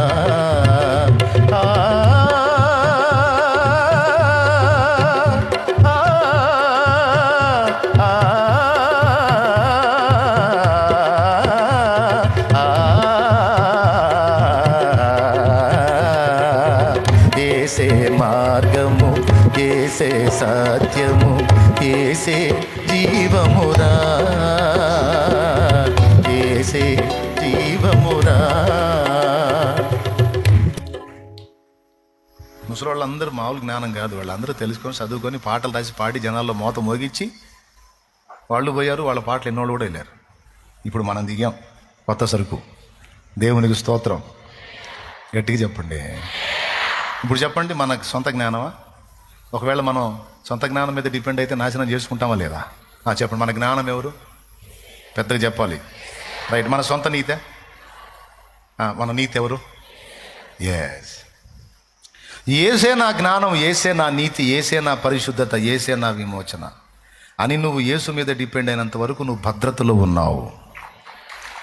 స్వనీతికి వెళ్ళినా, సొంత జ్ఞానానికి వెళ్ళినా నీ కొంప మునిగిద్ది. ఆదాం హవ్వలు అట్లా చేసే కొలువు తెచ్చింది మనకి. ఫస్ట్ వాళ్ళు దేవుని జ్ఞానం మీద, దేవుని మీదే డిపెండ్ అయి ఉన్నారు. అన్నీ తినండి అని అవకాశం ఇచ్చాడు. నేను ఉన్నాను కదా, నేను నడిపిస్తాలే, మీకు మళ్ళీ సొంత జ్ఞానం ఎందుకు? అవసరమైన జ్ఞానం మీకు ఉండనే ఉంది, నాతో వ్యవహరించే జ్ఞానం. ఇక భూమి మీద మీరు ఉన్నంత వరకు మీకు కావాల్సినవన్నీ నేను చూసుకుంటాను. ఇక మళ్ళీ దీనికి ఇక్కడ మీకు సొంత జ్ఞానం ఏం అవసరం లేదు. కాబట్టి అది తినొద్దు, ఆ పండు తినొద్దు. అవసరమైనప్పుడు నేనే పిలిచి అది మీకు ఏర్పాటు చేస్తాను. మీకోసం అది కూడా వేసింది. ఏది? మంచి చెడ్డల తెలివినిచ్చే జ్ఞానఫలం. ఏం ఫలం? జ్ఞానఫలం. కాబట్టి తోటలో ఉన్న చెట్ల ఫలాలన్నీ తినేసేయండి, ఆ ఒక్కటి మాత్రం ఇప్పుడు వద్దులే అన్నాడు. అంటే తినవద్దు అన్నాడు. వీళ్ళన్నీ వదిలిపెట్టి దానికి పోయారు. ఎందుకు? సైతాన్ గారు చెప్పిన దాన్ని బట్టి. అది తింటే మీరు జ్ఞానులు అవుతారు, కళ్ళు తెరవబడతాయి, దేవుళ్ళు అంటూ వాళ్ళు అవుతారు, దేవునికి ఈక్వల్ అవుతారని చెప్పి ఇక ఆమె పోయి తిన్నది. తిని భర్త కూడా ఇచ్చింది. ఎప్పుడైతే వాళ్ళిద్దరూ తిన్నారో ఇక దేవుని ముందుకు వెళ్ళటం అనేది పోయింది. దాక్కోవటం మొదలుపెట్టారు, భయపడటం మొదలుపెట్టారు, ఒత్తిడికి గురవటం మొదలుపెట్టారు. ఇక దరిద్రాలని అక్కడ స్టార్ట్ అయినాయి. ఒకళ్ళ మీద ఒకళ్ళు చెప్పుకోవటం మొదలుపెట్టారు. తన్నుకొని చావటం అక్కడ నుంచి స్టార్ట్ అయింది. ఇప్పుడు ఏం చేస్తున్నాడు? మళ్ళీ క్రీస్తునందు ఒకప్పుడు మన సొంత జ్ఞానంతో నడిపించబడి జీవితాలను నాశనం చేసుకుని తరతరాలుగా చిన్నాభిన్నం అయిపోయిన మానవ జాతిని మళ్ళా జీవఫలమై ఉన్నటువంటి క్రీస్తునద్దుకు తీసుకొచ్చి క్రీస్తును స్వీకరించిన వాళ్ళందరికీ కూడా మళ్ళా దేవుడే నాయకుడై ఆనాడు ఆదాం హవ్వలు ఎలా నడిపించాడో ఆ విధంగా ఈనాడు మనల్ని కూడా చేతబట్టి మనల్ని నడిపించడానికి సిద్ధపడ్డాడు. యేసయ్యను నమ్ముకోకముందు మన ఇష్టం. ఇప్పుడు యేసయ్యను నమ్ముకున్నాక మన పాట ఏంది? నా ఇష్టమిదిగో ఇది నీ ఇష్టముగా చేయో జయ, నా ఇష్టమిక గాదది. అప్పచెప్పామా లేదా? ఏమని ప్రార్థన చేస్తున్నాం మోకాళ్ళు వేసినప్పుడు? ఒకప్పుడు నా ఇష్టం తీర్చు, నా ఇష్టం నెరవేర్చు అని మనసుని కోరుకొని ఇష్టం వచ్చినట్టు తిప్పలు పడ్డా మనం. ఇక ఇప్పుడు అట్లా కాదయ్యా, నీ చిత్తమే, నన్ను నేను అప్పగించుకుంటున్నా ప్రభా. ఇక నీ చిత్తమే నాలో జరగాలి ప్రభా. ఇదే మొక్క ఆనాడు ఆదాం హవ్వలు అడిగి నీ చిత్తమే నాయన, నీ చిత్తమే నాయన అప్పగించుకొని ఆ పండు తినకపోతే అప్పటి నుంచి ఇప్పటిదాకా ఆయన చిత్తమే జరిగేది. పరలోకం ఎంత బాగుందో భూలోకం కూడా అంతే బాగుండేది. కానీ ఆ చిత్తాన్ని రద్దు చేసి ఈ సొంత చిత్తాలు పెట్టే కదా అగసాట్లు తెచ్చింది, వాళ్ళు తెచ్చింది. అప్పటి నుంచి ఇప్పటిదాకా మనం చేస్తుంది కూడా అదే, మన సొంత చిత్తాలే కదా.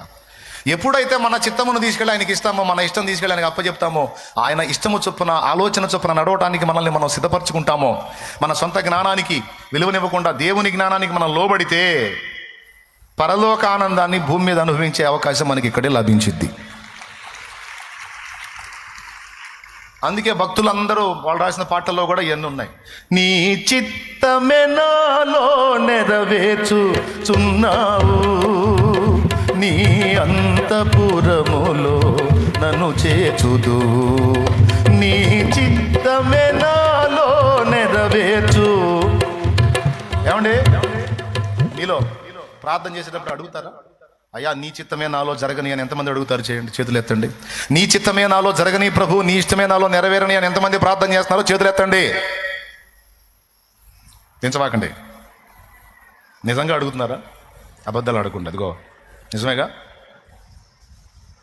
ఇంతమంది అడుగుతున్నారా? ఏమి నీ చిత్తం వద్దా? నీ జ్ఞానం వద్దా? ఎందుకు వద్దు? అంతకుముందు ఆ జ్ఞానం ఉపయోగించి నాశనం చేసుకున్నాం, అవునా? ఇంకా కంటిన్యూ కావద్దు అది. మరి ఇప్పుడు ఎవరి జ్ఞానం? తన చిత్తం నెరవేర్చుతాడు, గమ్యం వరకు నన్ను చేర్చుతాడు, తన చిత్తం నెరవేర్చుతాడు, నన్ను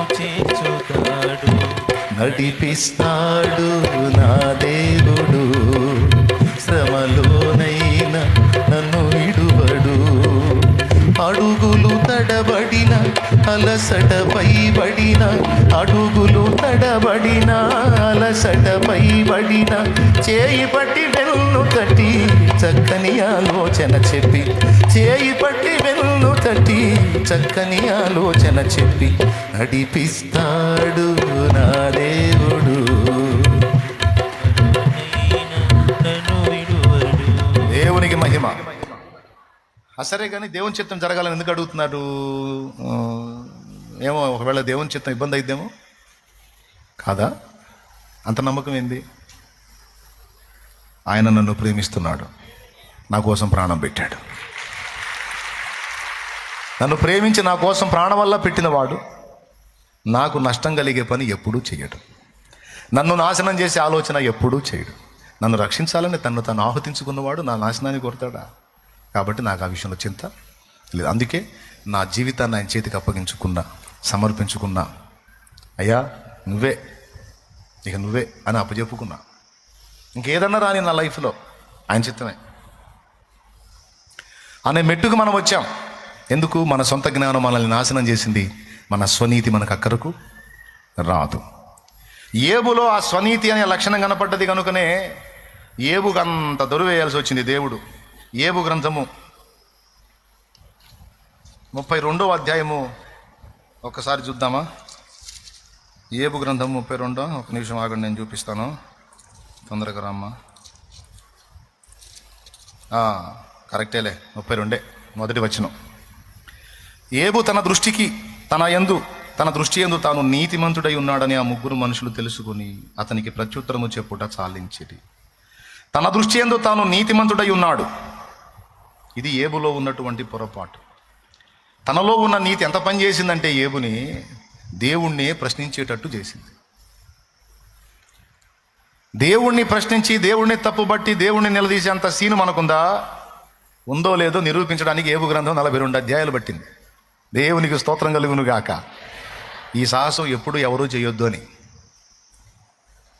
ఓకేనా? చివరికి ఏబేమన్నాడు? అన్నీ తెలిసినట్టు నా శక్తికి మించిన సంగతులు మాట్లాడాను, అంత సీన్ లేదని నాకు అర్థమైంది. నీవు చేసేవన్నీ యుక్తమైనవి, నువ్వు చేసినవేవి నిష్ప్రయోజనము కాజాలవు, నిష్ఫలము కానేరువు. నువ్వు ఎంత గొప్పడువో నాకు అర్థమైంది. కాబట్టి నన్ను నేను అసహించుకొని బూడిదను ధూళిదోను బట్టి పశ్చాత్తాపడుతున్నానంటే యుక్తమైన మాట పలికావు ఏబు అని దేవుడు మెచ్చుకున్నాడు. ఏబుని మెచ్చుకొని ఆ దిద్దుబాటు జరిగిన తర్వాత ఏబుని 2 అంతలుగా ఆశీర్వదించాడని రాసింది. కాబట్టి ఇందు మూలంగా మీ 50 మందికి తెలియజేయడం ఏమనగా, ఒకసారి స్తోత్రం చెప్పండి. మన నీతి, సొంత నీతి రక్షణకు ఆధారము కాదు. మన సొంత జ్ఞానము రక్షణకు ఆధారము. సొంత నీతి మీద, సొంత జ్ఞానం మీద ఆధారపడ్డవాడెవడైనా ఖచ్చితంగా రక్షణ కోల్పోతాడు. మరి ఇప్పుడు మన రక్షణాధారం ఎవరు అంటే మన నీతి యేసే, మన జ్ఞానం కూడా యేసయ్యను పక్కన పెట్టి సొంత నీతికి, సొంత జ్ఞానానికి వస్తే మనల్ని మనమే నాశనం చేసుకుంటాం. 3వ మాట అన్నాడు, అధికముగా దుర్మార్గపు పనులు చేయకుము, బుద్ధిహీనముగా తిరగవద్దు, నీ కాలమునకు ముందుగా నీ వేళ చనిపోవద్దు అన్నాడు 17లో. అక్కడ కూడా అధికము అనే పదం వాడాడు. 3 అధికాలు వచ్చినాయి ఇక్కడ. అధికముగా నీతి, అధికముగా జ్ఞానం, అధికముగా దుర్మార్గం. యేసు ప్రభువులోకి రానటువంటి వాడు, యేసు ప్రభుని కూర్చి ఎరగనటువంటి వాడు, యేసయ్య ప్రేమ తెలుసుకున్నటువంటి వాడు అధిక దుర్మార్గంలోనే ఉంటాడు, బుద్ధిహీనంగానే బతుకుతాడు. అధిక దుర్మార్గత నుంచి బయటపడాలన్నా, అధిక నీతి నుంచి, అధిక జ్ఞానం నుంచి, బుద్ధిహీనత నుంచి బయటపడాలన్నా ఈ 4ంటికి సమాధానము యేసే. యేసునొద్దకు వచ్చినవాడు దుర్మార్గతను విడిచిపెడతాడు. యేసునొద్దకు వచ్చిన వాడికి బుద్ధి లేకపోతే దేవుడే తన గ్రంథం ద్వారా బుద్ధిని నేర్పుతాడు. బుద్ధియు జ్ఞానము సంపదలన్నీ గుప్తమయ్యున్నవి నీ యందే. బుద్ధియు జ్ఞానము సంపదలన్నీ గుప్తమయ్యున్నవి నీ యందే. ఇహ పర సుఖములు మెండుగా నొసగి, ఇహ పర సుఖములు మెండుగా నొసగి ఇలవతిల్లగ ఏయుమయ్యా దేవరవయ్యా నీ దీవెన ఇవయ్యా. మా అందరికీ చాలు. దేవునికి స్తోత్రం. తర్వాత పల్లవి మనకు సంబంధం లేదు. అందుకని బుద్ధి జ్ఞానముల సర్వసంపదలు ఏసయ్య దగ్గర ఉన్న. ఏసయ్య దగ్గరికి వచ్చినోడు పిచ్చోడు కూడా జ్ఞానవంతుడు అవుతాడు. ఏసయ్య దగ్గరికి వచ్చినోడు తెలివి తక్కువ దద్దమ్మ కూడా మేధావి అయిపోతాడు. ఏసయ్య దగ్గరకు రాని మేధావి కూడా దద్దమ్మే. ఏసయ్య దగ్గరకు రాని తెలివిగలోడు కూడా నంబర్ 1 స్వదేశే. కాదేశ్ పక్కన స్వదేశే. కాబట్టి ఈ సంగతులన్నీ మీకు అర్థమయ్యాని అని అనుకుంటున్నాను. ఇప్పుడు దీంతో పాటే ఇంకొక సంగతి చెప్తాను. అధికముగా నీతిమంతుడవై ఉండకు అంటే యేసును నీతిగా చేసుకో, నీ స్వనీతి రక్షణకు ఆధారం కాదు అన్నాను. కాబట్టి యేసే నా నీతి అని మరి మన నీతి ప్రవర్తనను వదిలేద్దామా? వదలకూడదు. నీతిమంతుడైన వాని రక్తములో మనం కడగబడ్డాము కనుక నీతి ప్రవర్తన కూడా మనం కలిగి ఉండాలి. ఓకేనా? జ్ఞానవంతుడైన వాని రక్తములో కడగబడ్డాం కనుక ఇక జ్ఞానశూన్యులం కాదు, జ్ఞానవంతులుగానే బతకాలి. అయితే ఆ నీతి, ఆ జ్ఞానం దేవుని బట్టి మనకు దొరుకుతుంది. దేవుని గ్రంథములో దొరుకుతుంది, పరిశుద్ధాత్మ వల్ల మనకు దొరుకుతుంది. ఆ నీతిని అనుసరించి ఇక మనం మనుగడ సాగించాలి. ఇకపోతే అధిక నీతి అనే దానికి ఒక మాట కూడా వివరించి నేను ముగింపులోకి వెళ్తా. ఇక్కడ నుంచే అంశం మరొక మలుపు తీసుకుంటుంది. అది అందించాలనే నేను ఇదంతా మొదలుపెట్టాను. కాబట్టి మీకు శ్రద్ధగా వినండి. సింపుల్గా అంతా ఒక 3 ముగించేస్తాను దేవుని కృపలో. అరే నవ్వారు అంటే ఏం కాదులేనే. సరే సరే, మీరు నవ్వినా నవ్వుపని నేను అంత టైం ఏం తీసుకోను. సాధ్యమైనంత తొందరగానే ముగిస్తాను. అధిక నీతి అంటే కొంతమంది ఎంత నీతి అంటే దేవుడు క్షమించినా సరే వీళ్ళు వదిలిపెట్టరు. మళ్ళీ చెప్తున్నాను, బాగా వినండి. దేవుడు క్షమించినా వీళ్ళు వదిలిపెట్టరు. ఉదాహరణకి ఒక ముద్దాయి ఉన్నాడండి, వాడు నేరస్తుడు. జడ్జి ముందుకు తెచ్చారు వాడిని తీర్పు కోసం. సరే, వాడి కుటుంబ సభ్యులను చూసి జాలి కలిగిందో, మొత్తానికి వాడి అమాయకత్వాన్ని చూసి జాలి కలిగిందో, మొత్తానికి ఏమనిపించిందో, లేదా జడ్జి గారు స్వతహాగానే ప్రేమ కలిగిన వ్యక్తి అయి ఉన్నందున పోనీలే అనుకున్నాడో, మొత్తానికి జడ్జి గారు కనికరించి కొన్ని కారణాలను చూపించి సదరు ముద్దాయిని నేను విడుదల చేస్తున్నాను అన్నాడు. వాస్తవానికి వాడు నేరం చేశాడు. జడ్జి గారు క్షమించాలనుకున్నాడు ఏవో కొన్ని కారణాలను బట్టి. నేను క్షమించేశాను అని కేసు కొట్టేశాడు అనుకుందాం. కేసు కొట్టేశాడు. ఓకే, అనుకుందాం. ఇప్పుడు ముద్దాయి ఏం చేయాలా? దండం పెట్టాలా? నమస్కారం సార్, ఎట్లనో నా ఎందుకు జాలి చూపారు, నన్ను వదిలేశారు, థ్యాంక్ యూ అండి జడ్జి గారు, వందనాలండి, కృతజ్ఞతలండి అని అక్కడ నుంచి జంప్ అవ్వాలి. ఒక్కొక్కళ్ళ సైకాలజీ ఎలా ఉంటుందంటే, ఎట్లా వదిలేస్తారు సార్ నన్ను, కేసు ఎట్లా కొట్టేస్తారు, నేను చేసింది నిజం, నేను చేసింది పొరపాటు, నేను చేసింది తప్పు, ఇంత క్లియర్గా అర్థమవుతుంటే ఎట్లా కొట్టేస్తారండి అంటే జడ్జికి ఎట్లా అనిపిస్తుంది? జడ్జికి ఏమనిపిస్తుంది మీరు చెప్పండి? జడ్జి గారికి ఏమనిపిస్తుంది? మండిపోయింది. ఒరే నువ్వు తేడా పడ్డావు, పోనీలే అనుకున్నా, ఏదో దారులు వెతికా, వదిలేశా. ఇప్పుడు ఎట్లా వదిలేస్తారని నన్ను పాయింట్అవుట్ చేసావంటే అప్పుడు నువ్వేమో నాకంటే నీతిమంతుడివి, నేనేమో నీతిమాలినున్నా. ఇది అధిక నీతి అంటే తన్నులు తినే నీతి, పళ్ళు రాలగొట్టుకునే నీతి. ఎంతమందికి అర్థమైందో ఏమో మరి. అర్థమైందా? దేవునికి స్తోత్రం, హల్లెలూయా. జడ్జి గారు కేసు కొట్టేస్తే స్తోత్రం చెప్పుకోవాలి దేవుడికి, జడ్జి గారికి వందనాలు చెప్పాలి, చంపవాలి, అంతవరకు ఎక్స్ట్రాలు చేయకూడదు. ఎట్లా కొట్టేస్తారండి అంటే కొంతమంది యేసయ్య దగ్గర కూడా చదే అంటారు, ప్రభువా పాపిని ప్రభువా అంటాడు, కొట్టేసాలేపో అంటాడు. ఎట్ట కొట్టేస్తావయ్యా? చిన్న పాపం అని నేను చేసింది, మామూలు విషయమా, అంత కదా ఇంత కదంటే, అమ్మా నీతిమంతురాలా ఎక్కువైంది, ఓవర్ యాక్షన్ చేయవాకపో అంటాడు. అట్లెట్లా పోవాలి ప్రభా? అసలు ఇంత పాపిని నేను కేసు కొట్టేసినాక మళ్ళీ ఆ డైలాగ్ ఎత్తకూడదు నువ్వు, నేను నిన్ను పవిత్రపరిచిన తర్వాత నువ్వు మళ్ళీ పాపిని అనవాకు, వదిలేయి, వెళ్ళు అంటాడు. అట్లెట్లా ప్రభా, నేను తట్టుకోలేకపోతున్నాను ప్రభా, నా వల్ల కావట్లేదు ప్రభా అంటే అప్పుడు దేవుడు సూటిగా అడుగుతాడు, నువ్వు నాకంటే నీతిమంతురాలివి, నీకు కోటింగే కరెక్ట్ అంటాడు. అట్లయితే నీకు క్షమాపణ కాదు, శిక్షయే కరెక్ట్ అంటాడు. జడ్జికి మండకూడదు. జడ్జికి మండిచ్చాడు అనుకో, కొట్టేసిన కేసు కూడా మళ్ళా రీఓపెన్ చేయించి మరి వాడిని లోపలేపిస్తాడు. ఇప్పుడు జడ్జి గారు కేసు కొట్టేసినప్పుడు ఏం చేయాలా? ఏసై దగ్గరికి వచ్చినప్పుడు, ఏసయ్యా నన్ను క్షమించి, ఈ విషయంలో నేను తేడా పడ్డాను, మరోసారి జరగకుండా చూసుకుంటానయ్యా, నాకు అవకాశమే, నన్ను మన్నించు అని ప్రాధేయపడినప్పుడు, ప్రభు క్షమించాను పో అన్నప్పుడు మళ్ళా దాన్ని ఎత్తకూడదు. కానీ కొంతమంది ఏం చేస్తారో తెలుసా? ఆ జరిగిపోయిన వాటినే పదే పదే పదే పదే దలుచుకుంటారు. అక్కడ ఉంది సైతానుగాడి కుట్ర. చింతపడొద్దు, చింత వలన ఎవడు మూరెడు ఎక్కువగాడు, చింతపడటం వల్ల ఎవడికి ఏ ప్రయోజనం లేదని యేసయ్య చెబితే, ఈ లూసయ్య గాడు పక్కన చేరతాడు. ఎవరు? ఈడు ఒక అయ్యా. కొంతమంది ఈయన అయ్యగా స్వీకరిస్తారు. లూసయ్య ఈడు, ఆయన యేసయ్య, ఈడేమో లూసయ్య. ఈడు పక్కన చేరి అన్నీ తీసుకొచ్చి భూతార్థంలో చూపించి, నువ్వు దిగులు పడి నీ అంతటా నువ్వే చచ్చేటట్టు చేస్తాడు వాడు. అధికమైన వేదన, అధికమైన దుఃఖం, అధికమైన బాధ, అధికమైన దిగులు, అధికమైన భయం, అధికమైన చింత అధికము చేయటం వీడి పని.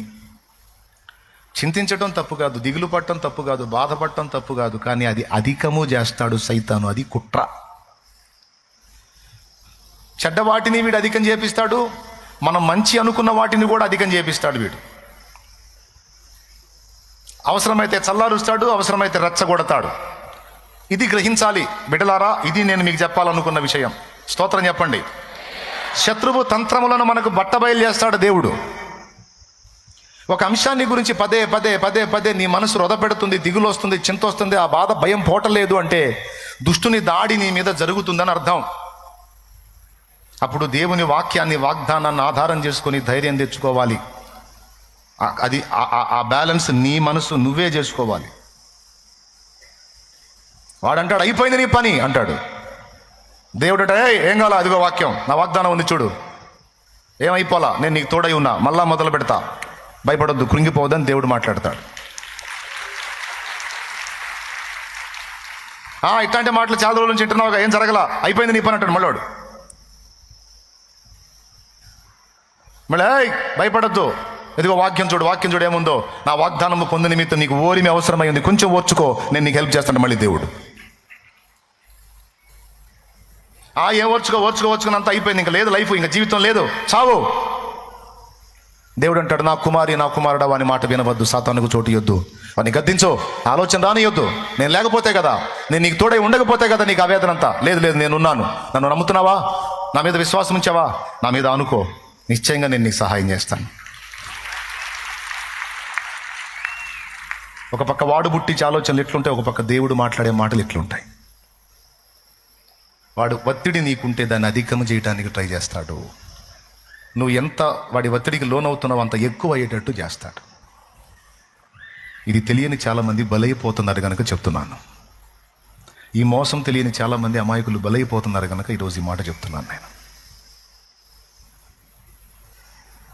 ఏది కూడా అధికము కావద్దు బిడ్డ, గుర్తుపెట్టుకో, ఏది అధికం కావద్దు.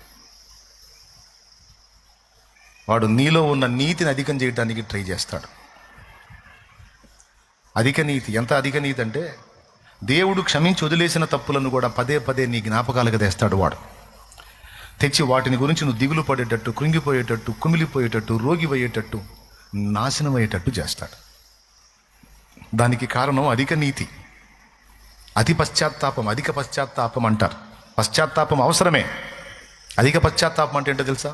దేవుడు వదిలేసినా నువ్వు వదలవు. అప్పటి గురించి మాట్లాడుతూ ఉంటావు, జరిగిపోయిన కథ గురించి, అప్పుడు అలా జరగకుండా ఉండాల్సింది, పద్దాకల అప్పుడు ఒరే నీ అప్పుడు దాటి వచ్చావు నాయనా, అయిపోయింది, అప్పుడు కలిసిపోయింది, ఇప్పుడు సంగతి ఏంది, రేపు సంగతి ఏంది చూసుకోమని దేవుడు మాట్లాడుతుంటే కదిలితే అప్పుడు అని కొంతమంది అప్పుడు జరిగిన విషయాల్లోనే అప్పట్లోనే బతుకుతూ ఉంటారు. దేవుడు రద్దు చేసిన వాటిని మళ్ళా తిరగదవ్వుకొని అనవసరంగా శిక్ష తమ మీదకి తెచ్చుకునే అల్పజ్ఞులు చాలామంది ఉన్నారు. అందుకు చెప్తున్నాను నేను, దేవుని కంటే నీవు నీతిమంతుడివా, నీతిమంతురాలివా? కాదు కదా. దేవుడు క్షమించానన్న తర్వాత మళ్ళీ ఎత్తొచ్చా? దేవుని ముందు ఒకసారి ఒప్పుకున్న తప్పుని క్షమాపణ పొందిన తర్వాత మళ్ళీ అది దేవుడు క్షమించలేదు అనుకోవచ్చా? అలా అనుకుంటే అవిశ్వాసం అది. నేను ఒప్పుకున్నాను యథార్థంగా నా దేవుని ముందు, నా దేవుడు క్షమించాడని నమ్ముటమే విశ్వాసం. క్షమాపణ పొందానన్న నిశ్చయిత కలిగి సరి చేసుకో. మరలా పొరపాటు జరగకుండా నీ వంతు కష్టం నువ్వు చేయి, నీతిగా బతకడానికి ప్రయత్నం చేయి. అంతేగాని గడిచిపోయినటువంటి కాలాల్లో జరిగిన వైఫల్యాలను మళ్ళా తలంచుకుని నువ్వెందుకు కృంగిపోతావు? దేవుని కంటే నీతిమంతుడిగా, నీతిమంతురాలుగా నువ్వెందుకు ఓవర్ యాక్షన్ చేస్తావు? ఇట్లాంటి వాళ్ళు ఉన్నారా లేరా? గత కాలంలో జరిగిన తప్పుల్ని పదే పదే తలుచుకొని వేదన పడేవాళ్ళు ఉన్నారా లేరా? ఉన్నారా లేరా? ఉంటే చేతులు ఎత్తొచ్చు. ఉన్నారా? ఉన్నోళ్ళు దిద్దుకోండి, ఇంకా భయపడకండి, వదిలేసేయండి. దేవుని ముందు ఒప్పుకున్నావా, సరిదిద్దుకున్నావా, క్షమాపణ కోరుకున్నావా? క్షమించాడని నమ్మకపోతే అవిశ్వాసం, క్షమించాడు అని నమ్మితే విశ్వాసం. క్షమించాడని నమ్మితే వదిలేయటమే విశ్వాసం.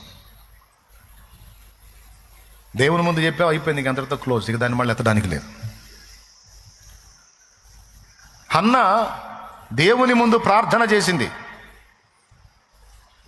దేవుని సన్నిధిలో దేవుని సేవకుడి ద్వారా ఒక మాట వచ్చింది. అప్పటిదాకా హన్నా ముఖం ఎప్పుడన్నా చూడు ఏడుపు కొట్టు ముఖమే. ఆమెకు ఒక టైటిల్ ఉంది, దుఃఖముఖి, అంటే ఏడుపు కొట్టు ముఖం కలిగింది. ఆమె భర్త ఎప్పుడు వచ్చినా సరే ఆమె ఏడుపు సీన్లోనే ఉంటుంది. అయితే దేవుని వాక్యం ఏం చెప్పిందో తెలుసా? దేవుని సన్నిధికి వెళ్ళి ప్రార్థనలో హృదయం అంతా కుమ్మరించి దేవుని అడిగినప్పుడు, దైవజనుని ద్వారా దేవుడు ఒక వాగ్దానాన్ని పంపినప్పుడు హన్నా దాన్ని విశ్వసించినందున నాట నుండి హన్నా దుఃఖముఖిగా ఉండుట మానెను అని రాసుంది. ఆ రోజు నుంచి ఆమె దుఃఖముఖిగా ఉండుట మానిందట. ఏది, కొడుకు పుట్టినాక మానిందా? జస్ట్ వాగ్దానాన్ని నమ్మి మానిందా? అది. పాపం విషయంలోనైనా అంతే, నీ ప్రార్థన జవాబు విషయంలోనైనా అంతే. పాపం విషయంలో నువ్వు ఒప్పుకున్నావు, దిద్దుకున్నావు, సరి చేసుకున్నావు, క్షమాపణ కోరుకున్నావు, క్షమించాడు, వదిలేయి. దుఃఖముఖిగా ఉండటం మానే, వేదన మానే, అయిపోయింది. ప్రార్థనలో కూడా నువ్వు అడిగిన అంశాలు దేవుని ముందుకు వెళ్ళినాయి. ముఖాముఖి నిన్ను శాలేమన్నా కలిసి చెప్పాడో, లేకపోతే ఇక్కడుండి వాక్యం ద్వారా మాట్లాడాడో, లేకపోతే మరొక దైవజనుని ద్వారా నీకు వాక్కు వచ్చిందో, లేకపోతే దేవుని వాగ్దానంలో నుంచే నీకు దేవుడు మాట్లాడాడో, లేదా నీకే దర్శనమందు మాట్లాడాడో, లేకపోతే అజయ్ ద్వారా మాట్లాడాడో, ఇక్కడ అశోక్ ద్వారా మాట్లాడాడో, లేకపోతే ఇక్కడ నిలబడి ఇంకొక దైవజనుడి ద్వారా మాట్లాడాడో, ఏ విధము చేతనైనా నీకు దేవుని వాక్కు వచ్చిందా? అయితే ఆ వాక్యాన్ని, ఆ వాగ్దానాన్ని పట్టుకో. ఇక దుఃఖముఖిగా ఉండుట మానే. ఎందుకంటే ప్రార్థనలో అడిగి నువ్వు మర్చిపోతావు, కానీ నువ్వు అడిగిన ఆయన మర్చిపోడు. ఎందుకంటే ఆయనకేం అల్జీమర్ లేదు. అది మనకి, మనుషులకి జ్ఞాపక శక్తి ఎఫెక్ట్ అవ్వటానికి. ఆయన అన్నీ గుర్తుపెట్టుకునే దేవుడు. ఆయన అడిగి మర్చిపోతాం మనం మర్చిపోయిన వాటిని కూడా మనకిచ్చి గుర్తు చేస్తాడు. ఫలానా రోజు దీనికోసం నువ్వు వెయిట్ చేయదు, జరిగింది చూడుకో అంటాడు. యేసయ్యకి జ్ఞాపక శక్తి బాగుంది. దేవునికి స్తోత్రం. ఆయన మర్చిపోయాడని నువ్వు అనుకోవద్దు, మరువడు. పిలిచిన బదులిస్తాడు యేసు దేవుడు, ప్రార్థనలు వ్యర్థముగా పోనీయడు. పిలిచిన బదులిస్తాడు యేసు దేవుడు, ప్రార్థనలు వ్యర్థముగా పోనీయడు. ఆలస్యమైన ఆయన చిత్తమే, ఆలస్యమైన ఆయన చిత్తమే, ఏది జరిగినా మేలు కోసమే, ఏది జరిగినా మేలు కోసమే. పిలిచిన బదులిస్తాడు యేసు దేవుడు, ప్రార్థనలు వ్యర్థముగా పోనీయడు. దేవునికి స్తోత్రం. శత్రువు నిన్ను రెచ్చగొడితే రెచ్చిపోవద్దు, కృంగదీస్తే కృంగిపోవద్దు. చెప్పండి, దోషం విషయంలోనైనా అదే, ప్రార్థన విషయంలోనైనా అదే. ఏం చేయాలి? క్షమించాడని నమ్మాలి, విన్నాడని. ఆ నమ్మితే ఏం చేయాలి? దుఃఖముఖిగా ఉండటం, వేదన పడటం, దిగులు పడటం, కృంగిపోవటం, కుమిలిపోవటం, ఏడిసి 10 మందిని ఏడిపించటం మానుకోవాలి. ఇది నిజముగా విశ్వాసులైన వారు చేసే పని. ఇక తలకాయ నిండా తట్టడి అనుమానం పెట్టుకున్న వాళ్ళు నేను ఎంత మొత్తుకున్నా వాళ్ళకి ఎక్కది. ఇది ఈ కూర్చున్నప్పుడు కూడా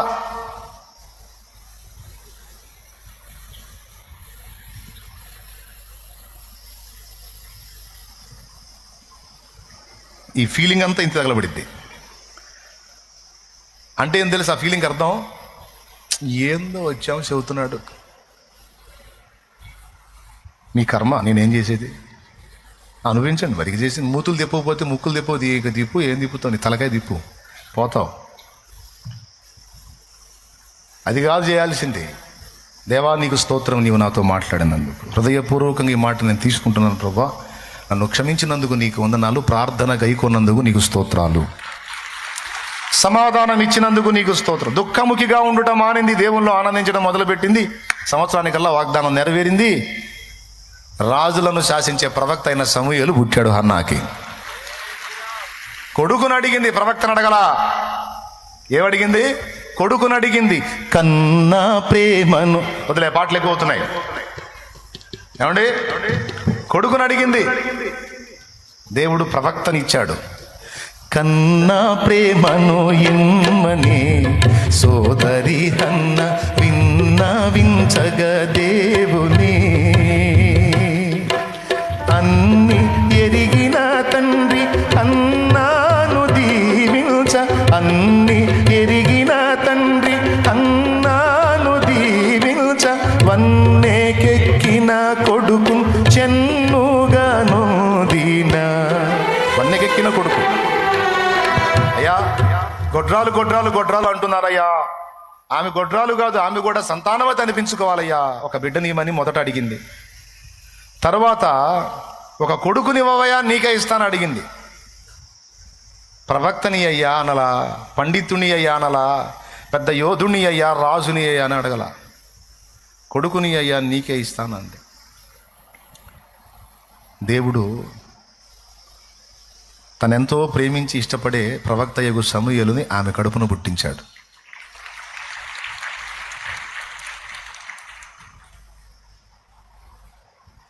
నువ్వు నిజముగా విశ్వసిస్తే కలవరం మానేయాలి, కలత చెందటం మానేయాలి, దుఃఖముఖిగా ఉండటం, దిగులు విచారంలో ఉండటం మానేయాలి. నువ్వు మానేస్తేనే రుజువు దేవుడికి. నువ్వు మానేయకుండా అదే వేదంలో తిరిగినంతసేపు నువ్వు విశ్వసించినట్టు కాదు.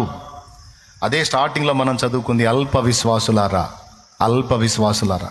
అన్యజనులు వీటన్నిటి గురించి విచారిస్తారు. అవన్నీ మీకు అవసరమని పరలోక తండ్రికి ముందే తెలుసు. తప్పకుండా వాటిని మీకు దయచేస్తాడు. ఎందుకు మీరు దిగులు పడతారు? ఏమి తిందామా, ఏం త్రాగదు, మేము ధరించుకుందామా అని మీ పరిస్థితులను గురించి అన్నీ తెలుసు. తప్పకుండా నీకు ఇస్తాడు. అన్యజనులాగా వాటి గురించి విచారపడద్దు. మరేం చేయాలి? ఆయన నీతిని, రాజ్యమును మొదట వెదకండి, పిదప అన్నీ మీకు అనుగ్రహించబడతాయన్న. కాబట్టి చెప్పండి, అధికముగా వేదన పడదామా? దేవుని కంటే నీతిమంతుల ఓవరాక్షన్ చేద్దామా? దేవుడు చెప్పిన వాగ్దానం ఇచ్చినా కూడా దాన్ని నమ్మకుండా భయములో బతుకుదామా? తప్పు. దేవుని కంటే మనం నీతిమంతులం కాదు, దేవుని కంటే మనం శక్తి గలవారం కాదు. దేవుడు డీల్ చేయలేని మనం డీల్ చేసుకోలేం. ఇంకొకటి, దేవుడు డీల్ చేయలేని సమస్య అంటూ ఏదీ లేదు. కానీ శత్రువు నీ పక్కన చేరి నీ పాపం దేవుడు క్షమించడు క్షమించడు క్షమించడు. ఎందుకంటే అది మామూలు పాపం కాదు, చిన్న పాపం కాదు, అసహ్యమైన పాపం, పెద్ద పాపం, అంత పాపం, ఇంత పాపం. ప్రతి ఘోర అని పాడు ఆగిపోయింది. స్తోత్రం. అంటే ఇవన్నీ చెప్పి మళ్ళీ ఫుల్గా పాపాలు చేసుకోమని చెబుతున్నాను అని కాదు. అయిపోయిన వాటి విషయంలో ఇక నువ్వు దిగులు పడవద్దు. వాటిని తిరిగి తీసుకొని రాలేవు, మళ్ళా గతంలోకి వెళ్ళి దాన్ని మార్చలేవు నువ్వు. అదంతా యేసయ్య తన రక్తంతో కొట్టేశాడు కనుక కనీసం ఇక ముందు జీవితమైనా జాగ్రత్తగా బ్రతుకు. మరి గతం శత్రువు నీకు గుర్తు చేస్తూ ఉంటాడు. ఏదైనా నీకు ఇబ్బంది కలగగానే ఆ పాపం ఎఫెక్టే. ఏదైనా నీకు సమస్య రాగా నీ పాపమే నీ మీదకి వచ్చింది. ఏదైనా నీకు ఇబ్బంది రాగానే ఆ పాపం వల్లనే అని ప్రతిదానికి నీ అడుగులు జారిన వేళ జరిగిన ఆ తప్పులను గురించి పదే పదే తెచ్చి నీకు దిగులు, విచారం, బాధ, చింత కలుగు చేసి కృంగదీస్తాడు శత్రువు. వాడికి లొంగవద్దు. వాటితో ఏం పాడతావు? పాటేంది అది? ఒరే పనికిమాలోడా, నేను నా ప్రభు ముందు ఒప్పుకున్నా, దాచిపెట్ల, వెళ్ళి ఒప్పుకొని అసహించుకొని పాపాన్ని క్షమించమని కోరుకొని ఇక చేయకుండా నేను తిప్పలు పడుతున్నా. అయిపోయిన దాన్ని తీసుకొస్తాయి ఎవరు నా దగ్గరికి, సైతానా పో అని గద్దించాలి. నువ్వు యేసు రక్తాన్ని ఎత్తి, యేసు రక్తములో అప్పుడే కడగబడింది, ఇప్పుడు నేను పరిశుద్ధుడను పరిశుద్ధురాలని నేను అంటే సైతాను గాడికి సౌండ్ ఉండదు. అందుకు యేసు రక్తం.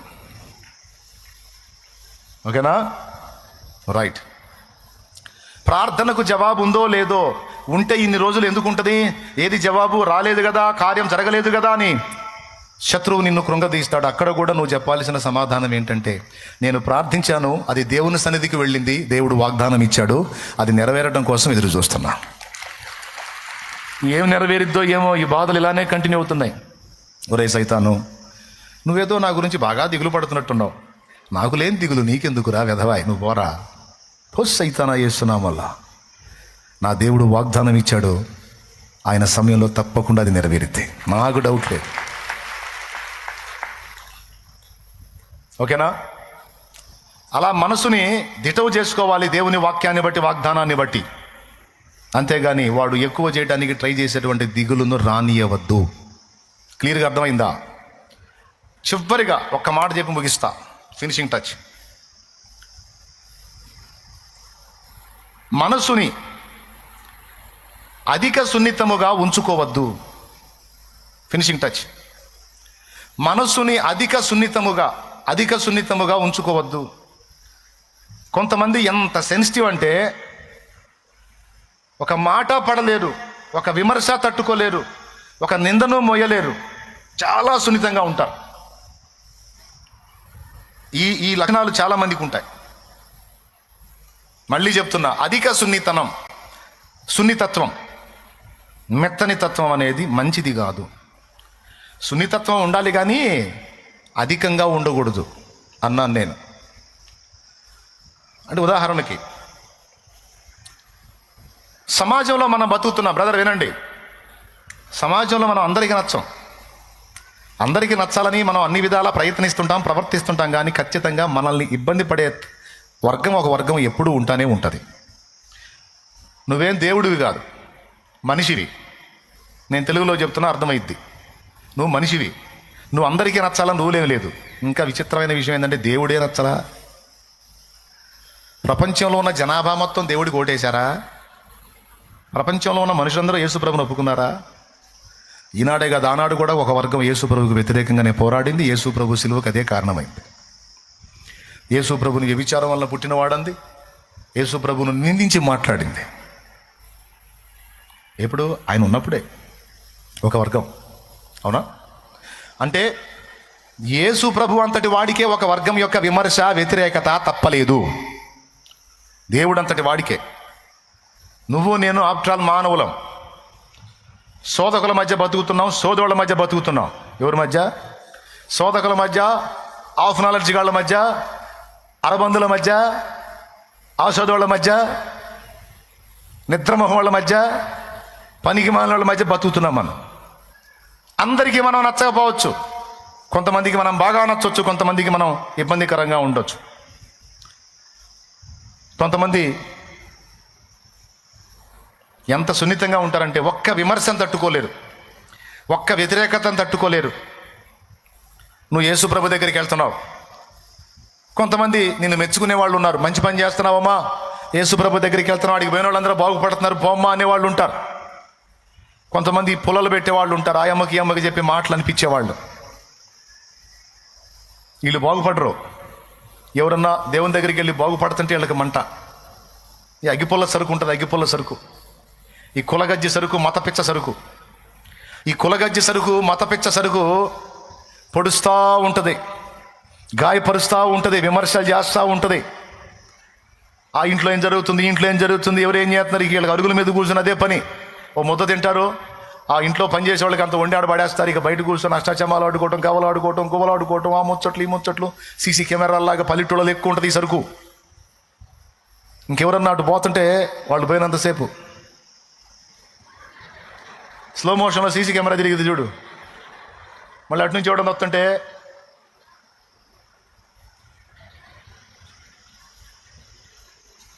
ఇదే తంతు.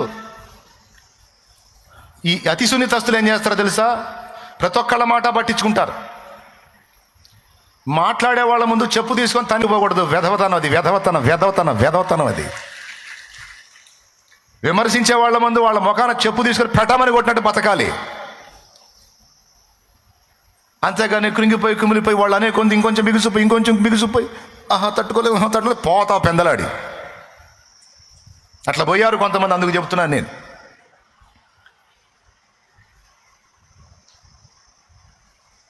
ఎంత సున్నితంగా అంటే ఒక మాట పడలేరు, తట్టుకోలేరు.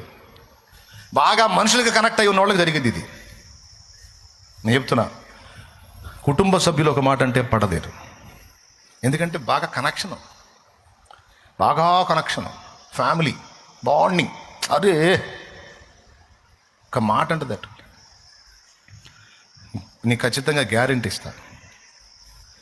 ఎంత కుటుంబ సభ్యులైనా, ఎంత గొప్ప ప్రేమ కలిగిన వాళ్ళైనా ఏదో ఒక సందర్భంలో నిన్ను గురించి అభ్యంతరపడే ఛాన్స్ ఉంది. నీ దగ్గర ఏ తప్పు లేకపోయినా నిన్ను నిందించే అవకాశం ఉంది. ఈ సున్నిత మనసు కలిగిన వాళ్ళు దాన్ని పట్టుకుంటారు. నన్నిట్టన్నారు. నేనెందుకు బతకాలని ఈరోజు ఆత్మహత్యలలో 90% కారణం ఇదే. ఆత్మహత్యల్లో 90% కారణం ఇదే. చెప్పేటప్పుడే నిద్రమొహం వేసుకొని వింటారు, చెప్పేటప్పుడే మైండ్ తలకాయ ఆడో పెట్టుకొని వింటారు. ఇది ఎక్కకపోతే నిజంగా చేస్తారు. అందుకే చెప్పే జాగ్రత్త మైండ్కి ఎక్కించుకోండి. మీరు కూడా ఎక్కించుకోండి. కళ్ళు తెరిచే ఉన్నారులే, కళ్ళు తెరిచే ఉంటే ఆ మైండ్ నిద్రపోతుంటుంది, తీసుకోరు. ఎందుకు అంతసేపు ఎఫెక్షన్ వాళ్ళ మీద? కుటుంబ సభ్యులు అన్నారు, అరే అందితే చూడు, లేకపోతే ఇసురు అవతల పడే. ఇట్లాంటి మందిరాలు లేవా? ఊడుచుకుంటే అంత అన్నం దొరకదా? కొడుకులు వాళ్ళు అడ్డ గాడిదలు. అలివైతే చూడు, లేతే ఆడ పడే. అదిగో 25-30 మంది బతుకుతున్నారు. 30 మంది కాదు, చాలా మంది ఉన్నారు ఆడ. అలివైతే చూసా, లేతే ఆడ పగలు కొట్టారు, వచ్చారు, సత్యసావుడు బతికితే వారు పోంటారు దేవుడు సన్నిధించాలని. ఏ అయ్యా దయ తెలిసినా నా కడుపు నిండిపోద్దిరా, నాకేంది? మీకోసం ఇంతసేపు బడి చావాల్సిన అవసరం నాకేముంది? తీసి అవతల కొట్టు, వచ్చి బడిడా. లేకపోతే ఉంటుంది, ఎక్కడో వచ్చాడు దారి చూపిస్తాడు. దిక్కులేని వాళ్ళకి దేవుడే దిక్కు. అంతేగాని ఆ కొడుకు ఇట్టన్నాడు, ఈ కూతురు ఇట్టంది, ఇంకా నేనెందుకు బతకాలి, నేనెందుకు ప్రాణం తీసుకుంటావా? చచ్చిపోతావు, నరకానికి పోతావుగా. అప్పుడు ఆ కొడుకు రాడు, ఆ కూతురు రాదు. సమాజం మెచ్చుకోదు, వీళ్ళు మెచ్చుకోరు. నువ్వేమనుకొని చేస్తావు? పశ్చాత్తాపం కలిగితే దుఃఖపడతారు, బాధపడతారని నువ్వు చచ్చిపోతావు. అప్పుడే తెలిసిద్ది వాళ్ళకని. నీ బొంద సచ్చింది, ఎటు సచ్చింది, మాకు దరిద్ర పేరు తెచ్చి సచ్చింది, ఇప్పుడు ఊరంతా మమ్మల్ని ఓస్తున్నారని వాళ్ళు అనుకుంటారు తప్ప బాధపడతారా? సచ్చినోడు ఎటు తెచ్చాడు, ఊరంతా మమ్మల్ని ఓస్తున్నారని ఇంకా తిట్టుకుంటారా తప్ప మెచ్చుకుంటారా? బాధపడతారా? పశ్చాత్తాపడతారా? ఎందుకు చావాలి? ఇంటోళ్ళ ముందైనా బయటోళ్ళ ముందైనా నవ్వినోళ్ళ ముందు చెప్పుతో మొగం మీద పెటా కొట్టినట్టు బతకాలి.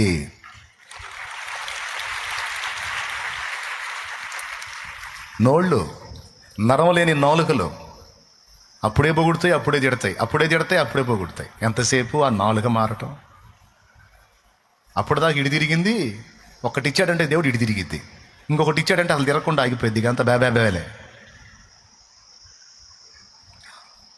ఏమైనా అర్థమవుతుంది నేను చెప్పేది? మాయనట్టు అన్నాడు నన్ను ఏందమ్మా అనేది నీ బొంద సోది మొహం దానా? తెగలాక్కుంటున్నావు. ఏందమ్మా ఆయన అనేది? నువ్వు పడేది ఎంతవరకు అమ్మా ఆయన తోడు? ఎంతవరకమ్మా? నువ్వు ఉన్నంత వరకు, ఆయన ఉన్నంత వరకు. ఎవరికైనా టికెట్ వచ్చిందనుకో, అన్నాదా గణపతిక.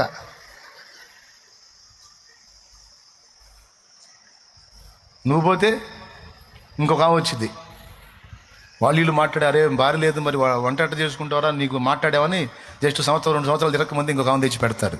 తెగలాక్కుంటున్నావు, బుద్ధి తక్కువదానా. అందాం అనిపించింది, నేను అనలే. దేవునికి స్తోత్రం. ఎవరితో కూడా ఎక్కువ డీప్ బాండింగ్ పెట్టుకోవద్దు. మళ్ళీ చెప్తున్నా, కొడుకుతో అయినా, కూతురుతో అయినా, తల్లితో అయినా, తండ్రితో అయినా, అన్నదమ్ములతోనైనా, సమాజ ప్రజలతోనైనా లోతైన అనుబంధాన్ని ఎవరితో ఏర్పరచుకోవద్దు. ఒకే ఒక్కడితో మనం లోతైన అనుబంధాన్ని ఏర్పరచుకోవాల్సింది, దేవుడితో.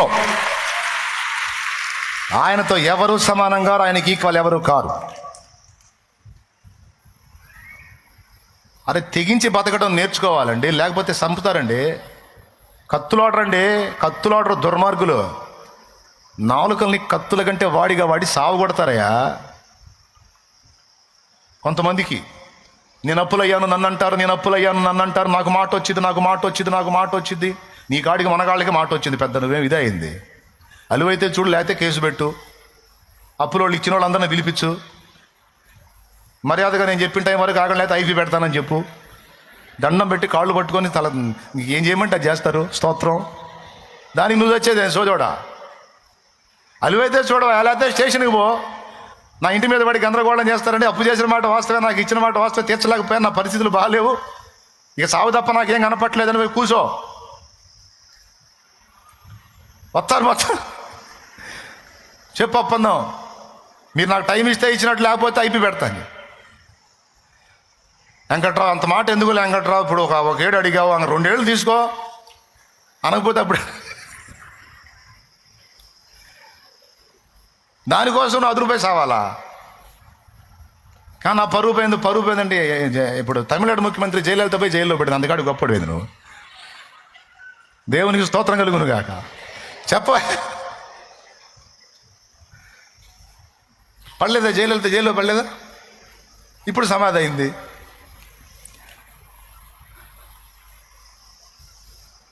ఎవరికంటే గొప్పమ్మ నువ్వు? యేసయ్యే సృష్టికర్త విశ్వనాథుడే అన్న అవమానాలు పొందితే ఆయనకంటే నువ్వేం ఎక్కువ, నువ్వేం మొనగాడివా? ఏ పాపం చేయకుండా ఆయన అన్ని పడ్డాడు, అడ్డమైన అప్పులు చేసి నువ్వు పడుతున్నావు. తప్పే ఉంది?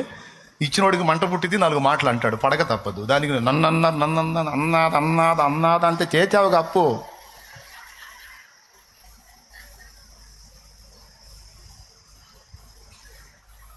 మరి అంత ఫీలింగ్ ఉన్నోడు చేయకూడదు.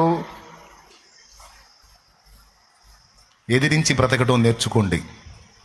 ఆడపిల్లలకి మగపిల్లలకి అందరికీ చెప్తున్నా, ఎదిరించి బ్రతకడం నేర్చుకో. తాగుబోతు భర్త హింస పెడుతున్నాడా, చూడు, ఎలివైతే చూడు, లేకపోతే పో స్టేషన్కి. వాడు ఒట్టిగా బాగా కొట్టనిచ్చి ఆధారం తీసుకొని పో. దేవునికి స్తోత్రం. చెప్పు, వాడు చేసినవన్నీ చెప్పు. అవసరమైతే 2 చేతులు ఎత్తి వందనాలు చేసి చెప్పు. ఫస్ట్ దేవుడికి ప్రార్థన చేయి, పోలీసు వాళ్ళ మనసులను నువ్వు రెడీ చేయి ప్రభు అని. దేవుడు సిద్ధపరుస్తాడు. పో, చెప్పు, పిలిపిస్తారు, అబ్బాయి పెళ్లి కొడుకుని చేస్తారు.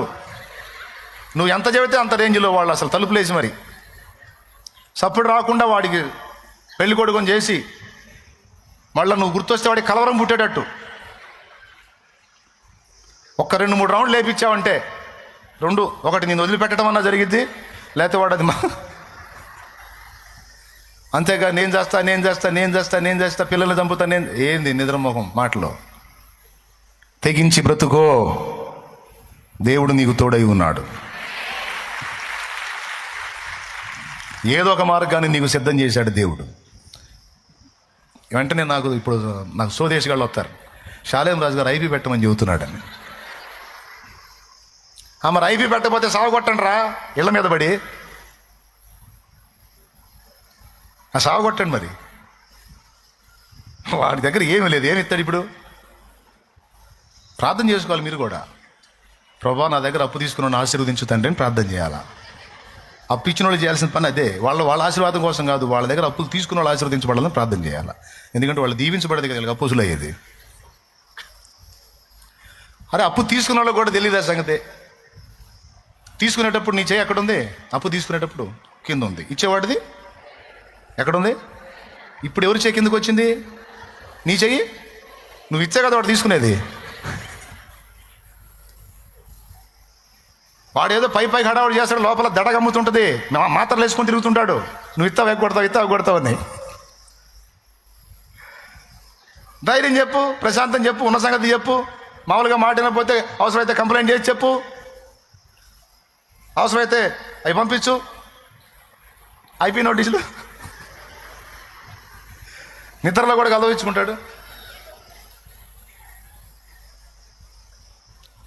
శతకోటి దరిద్రాలకు అనంతకోటి ఉపాయాలు ఉన్నాయని అన్యులు మాట్లాడతారు. శతకోటి దరిద్రాలకు అనంతకోటి ఉపాయాలు. ఏదో ఒక దారి ఉంటుంది, చావు ఒక్కటి దారి కాదు.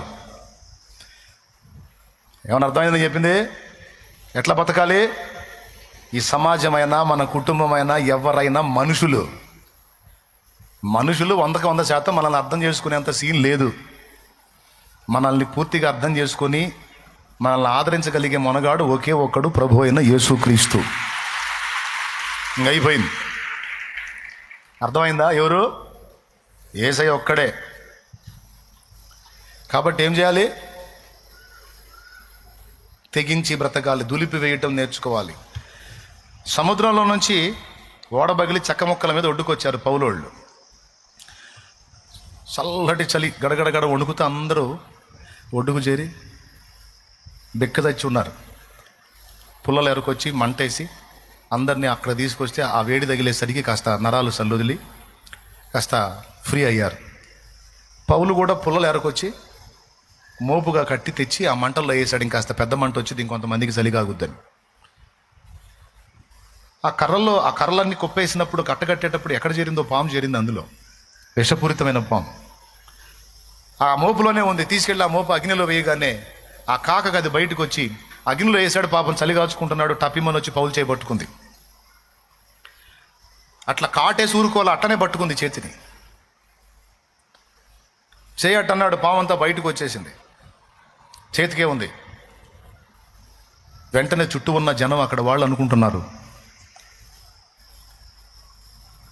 ఇతడు ఎంత దుర్మార్గుడు అయితే సముద్రంలో తప్పించుకున్నా సరే బయటికి రాగానే పాము రూపంలో చనిపోయాడే, ధర్మమతని బతుకనియదు. ఇతడు ఎంత నరహంతకుడో, ఇతడెంత దుర్మార్గుడో అనుకున్నారు వాళ్ళు. ఆ మాటలు విన్నాడు. ఇని ఆ పామును అగ్నిలోనే జాడించాడు. నిన్ను కూడా వచ్చి పట్టుకుంటాయి మనుషుల మాటలనే పాములు, మనుషుల విమర్శలనే పాములు పట్టుకుంటాయి, వ్యతిరేకతలనే పాములు పట్టుకుంటాయి, బెదిరింపులనే పాములు పట్టుకుంటాయి. నువ్వేం చేయాలి తెలుసా? అమ్మో అయ్యో నన్ను పట్టుకుంది, ఇక చస్తా. అది కాదు, జాడించివేయి, విదిలించివేయి, దులిపివేయి. ఇది పౌలు చూపిస్తున్న మాదిరి. అని దులిపాడు, ఆడబడిపోయింది, ఆ మంటల్లోనే కాలిపోయింది. చలి కాచుకుంటూ అట్టనే కూర్చున్నాడు. కనీసం దాన్ని తీయలేదు, ఏమీ చేయలేదు. 10 నిమిషాలు చూశారు, నురుగులు కక్కుకొని పడి చేస్తాడని. పావు గంట చూశారు, ఏమీ లేదు. అరగంట చూశారు, ఏమీ లేదు. గంట చూశారు, ఏమీ లేదు. అప్పుడు అన్నారు, ఇతడు ఒక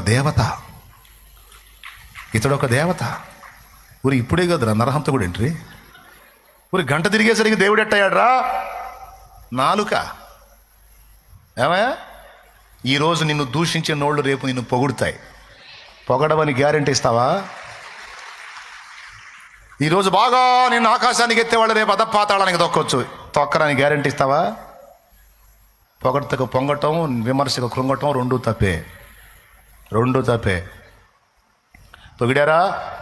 అది నిన్ను బట్టి కాదు, దేవుడు నీకు తోడై ఉన్న దాన్ని బట్టి. దేవునికి చెల్లించే మహిమ. విమర్శించారా? నీకు తోడై ఉన్నోడు బలవంతుడు. ఆ విమర్శించిన నోళ్ళు నిన్ను పదే పొగిడేటట్టు చేయడానికి సమర్థుడు. కాబట్టి ఏం చేయాలి? దేవునికి అప్పగించి దులిపివేసి, వాళ్ళ మాటల విమర్శలని దులిపివేసి, సమాజమన్నా లక్ష్య పెట్టొద్దు, కుటుంబ సభ్యులన్నా లక్ష్య పెట్టొద్దు, బెదిరింపులకు భయపడొద్దు. నేను చెప్తున్నా, నువ్వు పరిగెత్తే కొద్దీ సమాజము నిన్ను తరిమిద్ది, మనుషులు నిన్ను తరుముతారు, నిన్ను ప్రశాంతంగా బతకనివ్వరు. అదే ఈ సమాజ నైజం, సాతాను తత్వం. విరుగుడేందో తెలుసా? దేవుని చేతబట్టడం, సమాజానికైనా కుటుంబానికైనా దేనికైనా ఎదిరించి నిలబడటం. లేకపోతే ఇబ్బంది పడతావు బిడ్డ.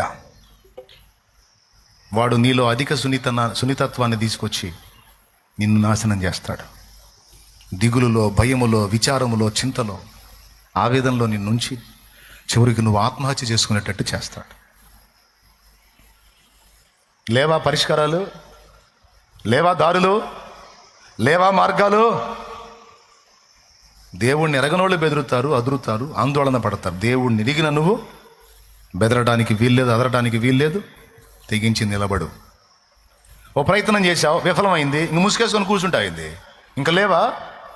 ప్రతి నూతన శుభోదయం నీతో మౌనంగా ఏం మాట్లాడుతుందో తెలుసా? ఉషోదయం, శుభోదయం, సూర్యోదయం. ఇదిగో నిన్న అయిపోయింది, ఈరోజు మళ్ళీ క్రొత్తగా నేను ఉదయిస్తున్నాను, నూతన ప్రయత్నం మళ్ళీ మొదలుపెట్టు అంటాడు.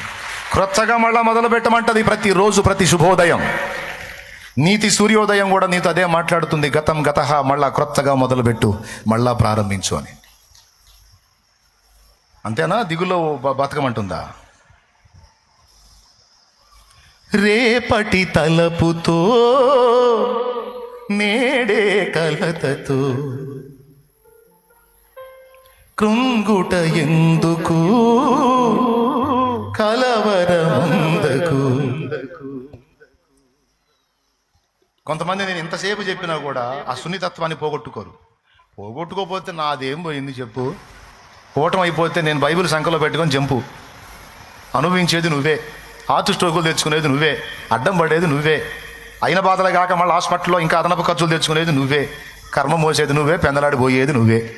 పోతావా? లేదా నేను చెప్పిన మాటిని ధైర్యం తెచ్చుకుని అంతేనన్నా ఏమైనా కానీ అని ఇట్లా అంటావా? ఏమంటావు చెప్పు? ఏమనవా? అట్టయితే లే. సరే బయటికి అనకపోయినా మనసులో ఉన్నాను అనుకోండి, ధైర్యం తెచ్చుకోండి. లేండే, నువ్వు భయపడే కొద్దీ, కృంగిపోయే కొద్దీ, కుమిలిపోయే కొద్దీ నువ్వు దేనికి భయపడుతున్నావో, దేనికి కలవరపడుతున్నావో సైతానిగాడు వాటిని ఎక్కువ చేస్తాడు. నువ్వు వాడితో రే ఇన్ని కాదు ఇంక ఇన్ని తెచ్చినా నాకు భయం లేదు, అన్ని వదిలేసి ఊరుకున్నాను నేను అన్ని వదిలేసా. నేను దేవునికి కనెక్ట్ అయినండి, దేనికి కనెక్ట్ అయినండి కానీ దేవునికి కనెక్ట్ అయినండి. దేవునికి కనెక్ట్ అయిన ఉంటే ఉంది, పోతే పోయింది, ఏదైనా సరే లెక్కలేదు. ప్రాణం మీదే తీపిలేదు నాకు. ఈ ఆస్తులు, అంతస్తులు, స్థలాలు, ఇళ్ళు, డబ్బులు, బంధాలు, అనుబంధాలు, తోటకూర కట్ట, నాకు ఇవన్నీ లెక్కలు కాదురా. ఎవరు ఎంతవరకు?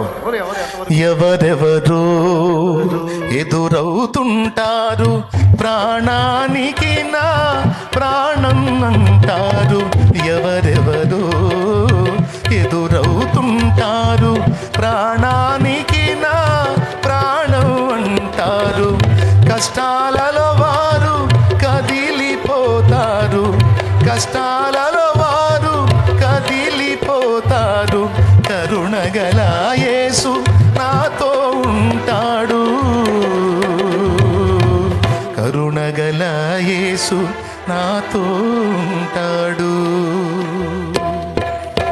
ఎవరికి ఎవరు ఈ లోకంలో, చివరికి యేసే పరలోకంలో. ఎవరికి ఎవరు. Praise the lord. ఎంతమంది ధైర్యం తెచ్చుకున్నారో చేతులు ఎత్తండి. టెన్షన్ తీసేసుకుంటారా? అందులోనే బతుకుతారా? విమర్శలను లెక్క చేస్తారా? ఏడిచారు. నిన్ను విమర్శించేది ప్రభువే, నీ సంగతులన్నీ ఎరిగిన వాడు ప్రభువే. కాబట్టి ఎవడి విమర్శ కృంగుతావు నువ్వు? సమాజంలో ఎవడు పడని బాధ నువ్వు పడట్లా, నీకంటే ఎక్కువ బాధలు పడేవాళ్ళు చాలా మంది ఉన్నారు. ఆయన వాళ్ళకి లేని నిరీక్షణ నీకుంది. యేసై ఉన్నాడు నీకు. గొప్ప ఆదరణ ఉంది, గొప్ప ధైర్యం ఉంది. అప్పులు ఎగ్గొట్టమని చెప్పట్లా, ఉంటే ఇవ్వు. లేకపోతే నీ గొంతు మీద కత్తిలాగా వస్తే దారులు ఉన్నాయి. చెప్పానుగా, 100 కోటి దరిద్రాలు, అనంత కోటి. 100 కోటి అంటే 100 కోట్లు.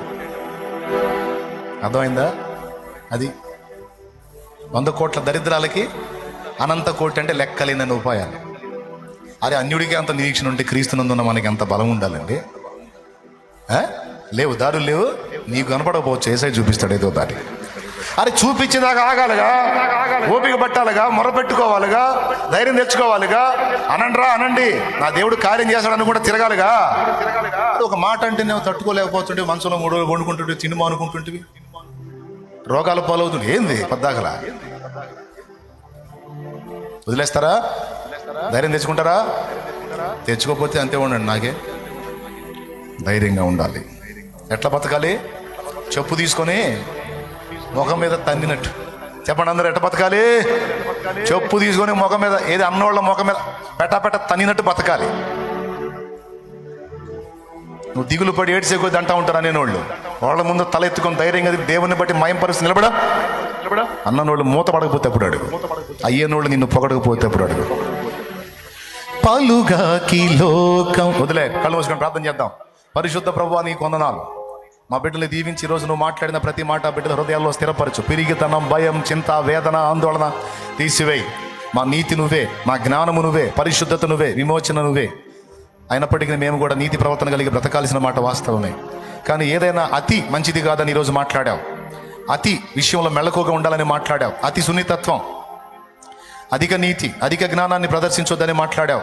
మెళకువగా ఉండమని నేర్పించావు. ప్రభువా నీకు వందనాలు. ఈరోజు మమ్మల్ని ధైర్యపరిచినందుకు, మా వెన్ను తట్టినందుకు, మాకు భవిష్యత్తు ఉంది అని నిరీక్షణ ఇచ్చినందుకు స్తోత్రములు. 90% ఆలోచనలన్నీ శరీరాన్ని గూర్చే నాయన. నా ప్రభా, శరీరానికి కావలసినవన్నీ నువ్వు తీరుస్తానని మాట ఇచ్చావు. ఆత్మ సంబంధమైన విషయాలు ప్రాముఖ్యమైనవి. నీ నీతి, నీ రాజ్యమును వెతుకుటలో, నీ చిత్తము నెరవేర్చుటలో, నిన్ను గూర్చిన ఆలోచనలు మేము గడుపుట యుక్తం. మా అందరికీ కూడా ఆ కృపనిమ్మని, మనోవేదన, దుఃఖము, భయము, పిరిగితనం, ఆందోళన తొలగించమని, మా బ్రతుకులని నీ చేతుల్లో పెడుతున్నాం. నీ చిత్తం మాలో నెరవేర్చమని. రోగాలు, బలహీనతలు, వ్యాధులు, వేదనలు, అప్పులు, ఆర్థిక ఇబ్బందులు, కలతలు, కష్టాలు, కన్నీళ్లు, వేదనలు, కేసులు తొలగించి నీ సమాధానము, నెమ్మది, ఆదరణ, ఆరోగ్యము, స్వస్థత ప్రసాదించమని. బిడ్డలు, చిన్నలు, పెద్దలు, వృద్ధులు, స్త్రీలు, పురుషులు, యవనులు, పసి బిడ్డలతో సహా నీ కాపుదలకు అప్పగిస్తాం. విశ్వాసంతో బిడ్డలు తెచ్చిన నూనె నీ శక్తితో నింపి వినియోగించి ప్రార్థించడం ద్వారా స్వస్థత చేకూర్చమని బిడ్డలందరినీ మీ దీవెనగల హస్తాలకు అప్పగిస్తూ యేసు నామములో ప్రార్థించి స్తుతించి వేడుచున్నాం తండ్రి. ఆమేన్. పరలోకమందున్న మా తండ్రి, నీ నామం పరిశుద్ధపరచబడును గాక. నీ రాజ్యము మాకు వచ్చు గాక. నీ చిత్తం పరలోకమందు నెరవేరుతున్నట్లు భూమి యందును నెరవేరును గాక. మాకు కావలసిన అనుదిన ఆహారం నేడు మాకు దయచేయి. మా పట్ల అపరాధం చేసిన వారిని మేము క్షమించున్న రీతి నీవు అపరాధములు క్షమించు. మమ్మల్ని శోధంలోనికి తేక దుష్టి నుండి, కీడు నుండి తప్పించు.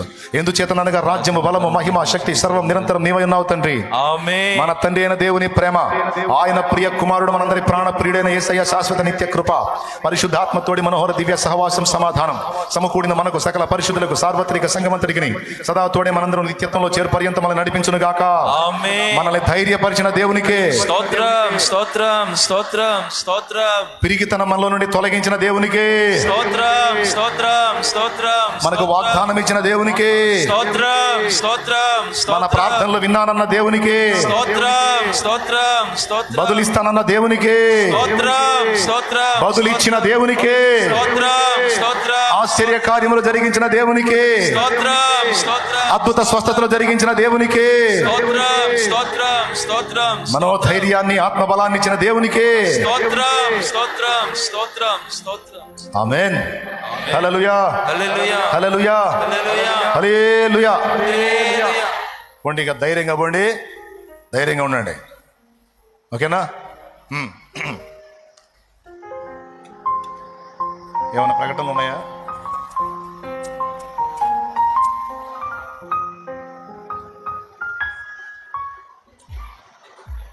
లైవ్లో అలాగే జూమ్లో అందుబాటులోకి వచ్చిన బిడ్డలకు కూడా చెప్తున్నా, మీరు కూడా విన్నారు. ధైర్యంగా బ్రతకండి, విశ్వాసంతో బ్రతకండి, పోకండి. దేవుడు తన సమయం ముందు తన కార్యాలు తప్పకుండా జరిగిస్తాడు. ఎప్పుడు? 28వ తారీఖు బాప్తిస్మాల బుధవారం, తెలుసుగా. ఆ రోజు బాప్తిస్మాల కార్యక్రమం ఉంటుంది 28వ తారీఖు. అది గుర్తుపెట్టుకోండి, దానికోసం సిద్ధపడవచ్చు.